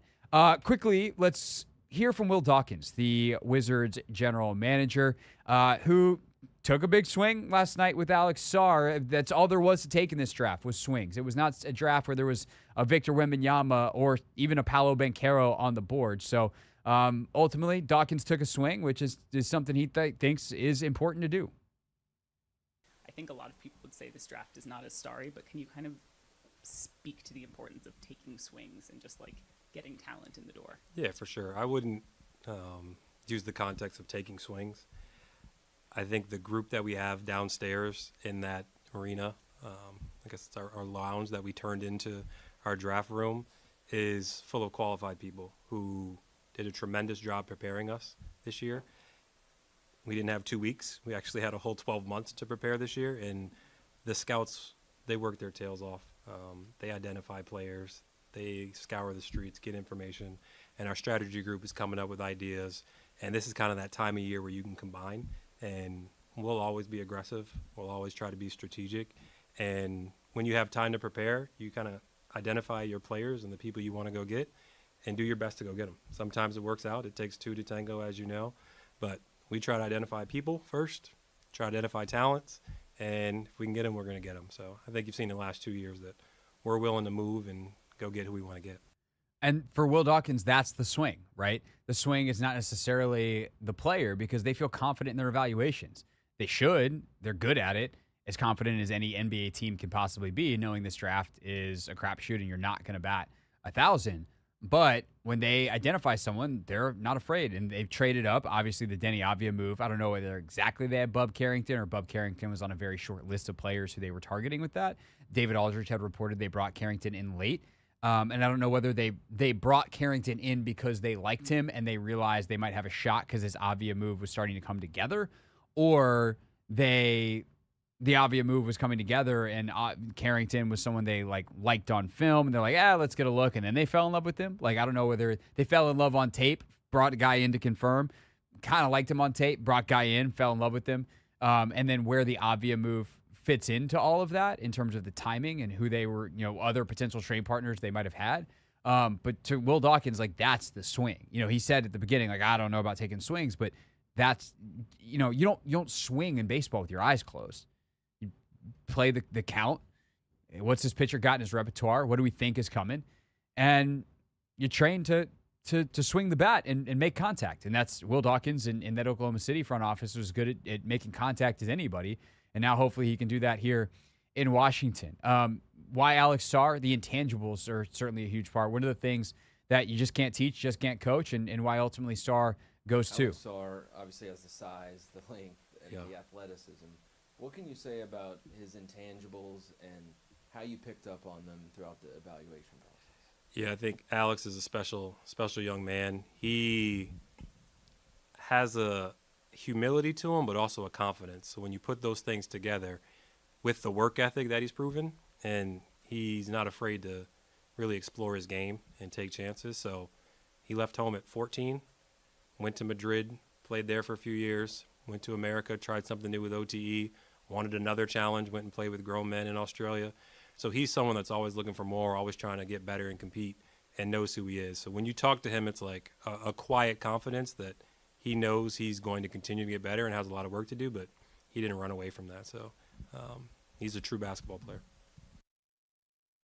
When Dawkins talks about scouting people all the time, I think that's the kind of stuff they look for. Is like who shows improvement, who's got the right trajectory, what direction's the arrow going, and that is one of the things of like, okay, I'm a little surprised they traded Avia. I get it, and again, I have no problem with it. As much as I'm sad to see Deni go because I enjoy watching him play and enjoyed interacting with him, having him on the show, all those things. I don't say it flippantly. It's just I get it. But Avia was a guy that last year showed improvement. I just wonder if in seeing that improvement, they're like, I don't know how much more room there is to grow. And you look at all three of their picks, guys that grew in their season. Sarr figured out some stuff in the NBL, the Australian league where he was playing, and got better. Bub Carrington finished the year strong. George at Miami finished the year strong. These guys aren't without struggle.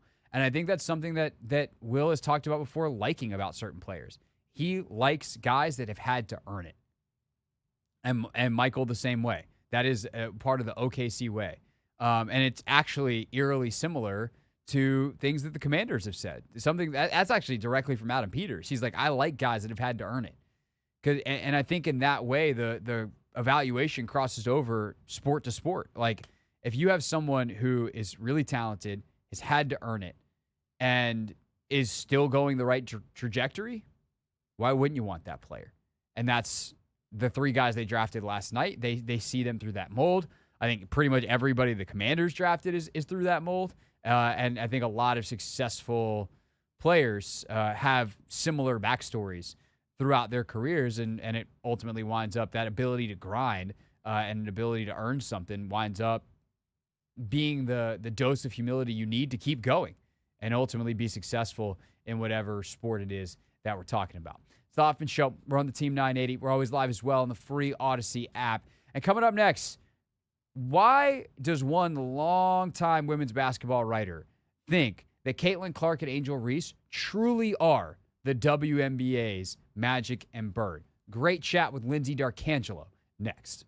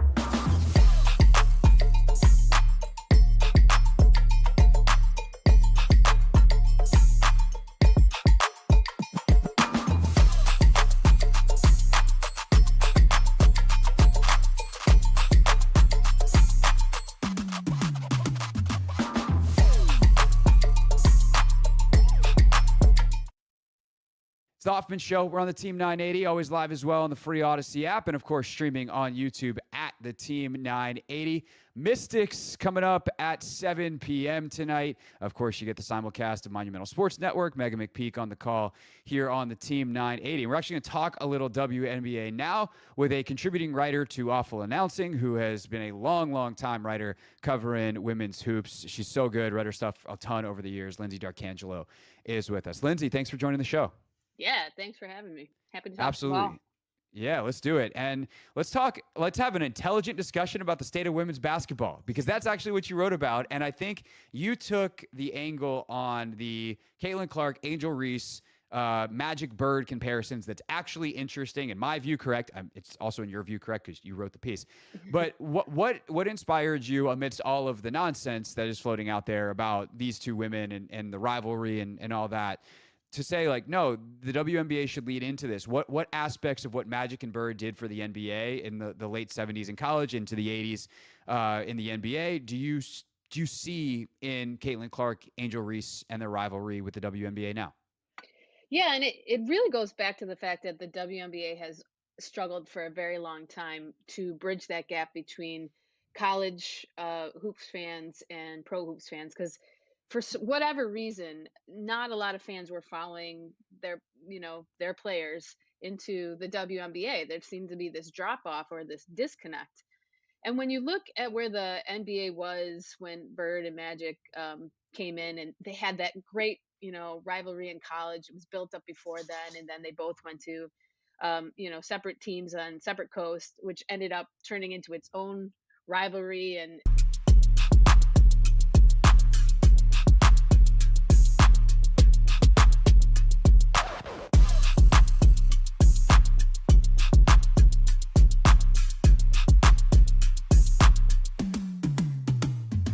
in the NCAA championship, there was a whole discourse from a taunting aspect and in LSU winning, and the back and forth. Obviously, there were a lot of other dynamics to that conversation we don't have to get into, but all eyes were on women's basketball, and then that carried over to last season, and then you go from last season in college to the WNBA draft, both of them going in the first round, both of them going to teams that are close in proximity and that are going to face each other numerous times throughout the season and hopefully the playoffs, and then into the pros. And it's like that carried over, and that was the injection in the same way for the WNBA.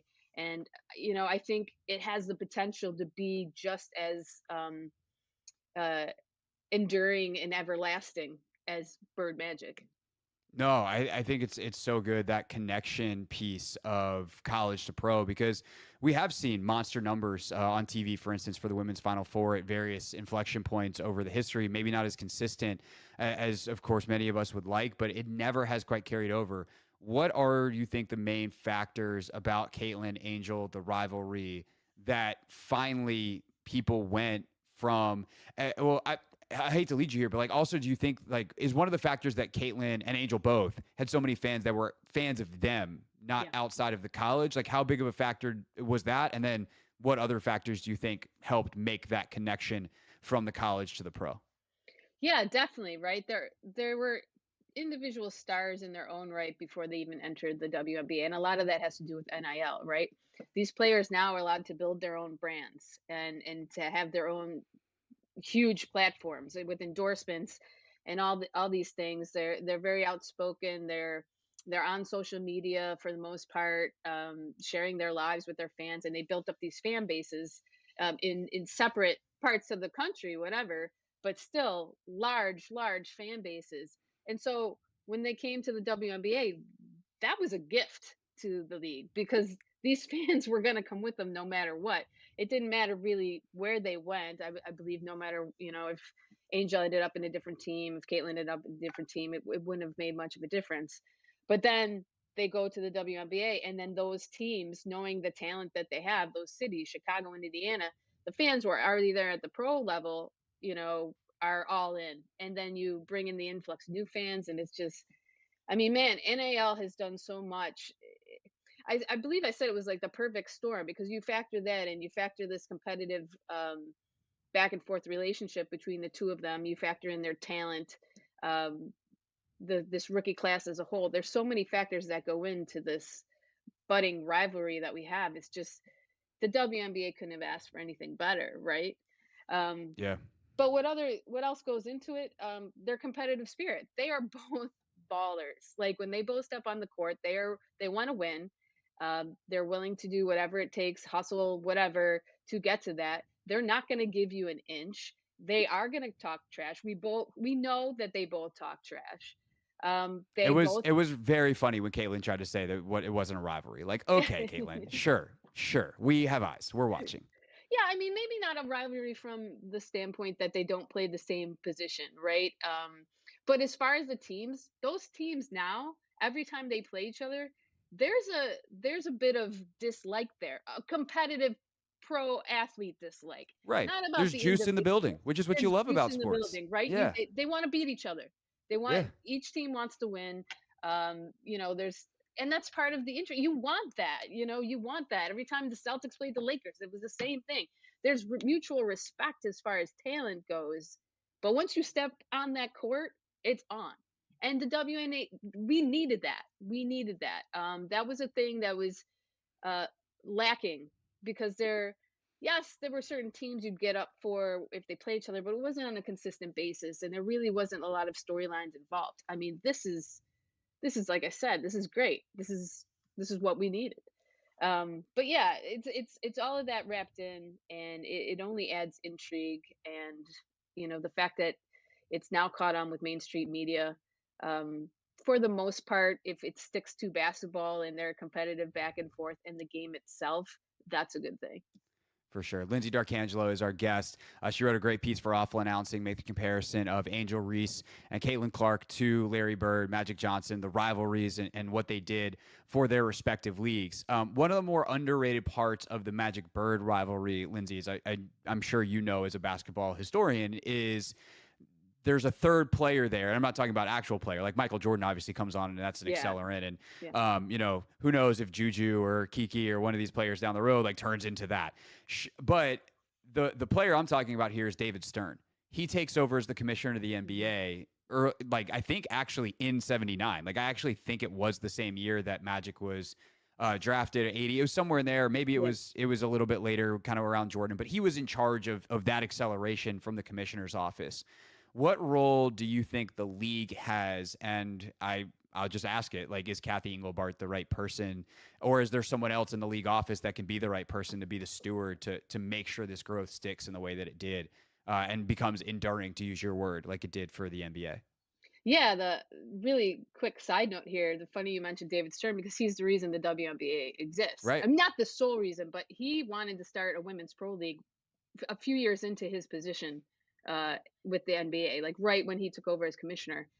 There's stories going back that was always a goal of his, is to start a women's professional league. So funny, there's all these ties and everything. But yeah, to answer I'll clean up real quick. He became the commissioner in 1984, so it was the year that Jordan and Barkley were drafted, but a couple years into that Magic Bird rivalry. Yeah, for sure. Yeah, and he did it the right way. And along those same lines, I think when Kathy took over, there was some hesitancy because we hadn't really had a commissioner. They weren't called commissioners before Kathy, actually.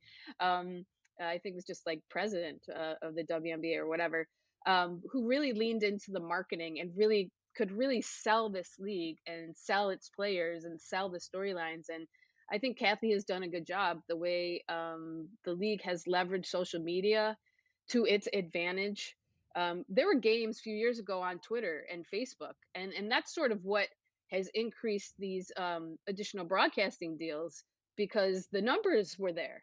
And one of the frustrating things with showcasing WNBA games, the lack thereof on national television, is there was always this argument, this chicken and the egg argument. We're waiting for fans to come and then we'll show the games. Well, that's not how it works. You show the games and the fans will come. That's how you stumble upon a game. Oh, what's this? You start watching. You get into a player. They had to sort of change their mindset, not only the league, but also broadcasting partners. And so the past few years, we've seen more and more games on TV, and not only on TV, but on places where you can find them, where you walk into a bar and there it is. And then Joe Schmo sitting at the corner just happens to be drinking a beer and watching and happens to be like, oh, the WNBA is actually pretty good. So she's done a lot in that regard as far as marketing goes. There's a lot more that can be done, but I do, to answer your initial question, think she's the right person for the job.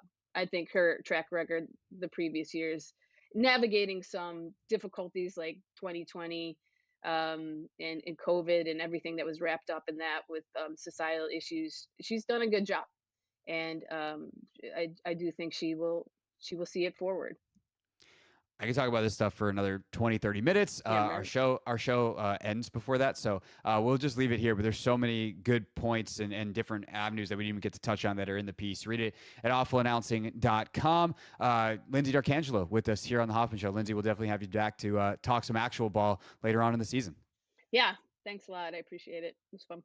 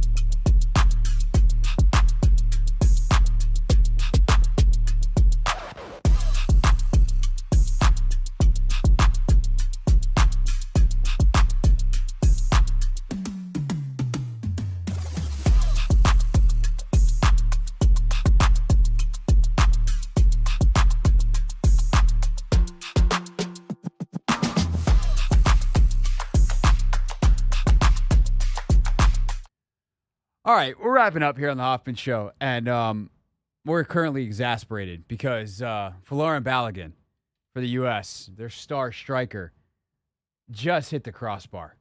U.S. nearing halftime. They're 5 minutes of extra time. I wasn't lying to you during what's trending. I said they're near halftime. They were. It's just that they've continued playing because there's 5 minutes of extra time. So entering the final minute of the first half, tied at 1 in Copa America, a group play, Panama and the U.S. U.S. is down a player after Tim Weah was sent off in the 16th minute. And Folarin Balogun has had a couple of opportunities and ultimately just hit the crossbar. So, yeah. That, Matt, true or false, that did result in me yelling loud enough for you to hear it through the soundproof glass. Why do I like this sport? Yeah, you were pretty vocal right there about your displeasure with that shot. He had so much space. And it was such a good break. He had the ball inside in. corner. And he just missed. Looked like he could have shot it a little sooner, made it a little easier on himself. He damn near scored anyway. Balogun's great.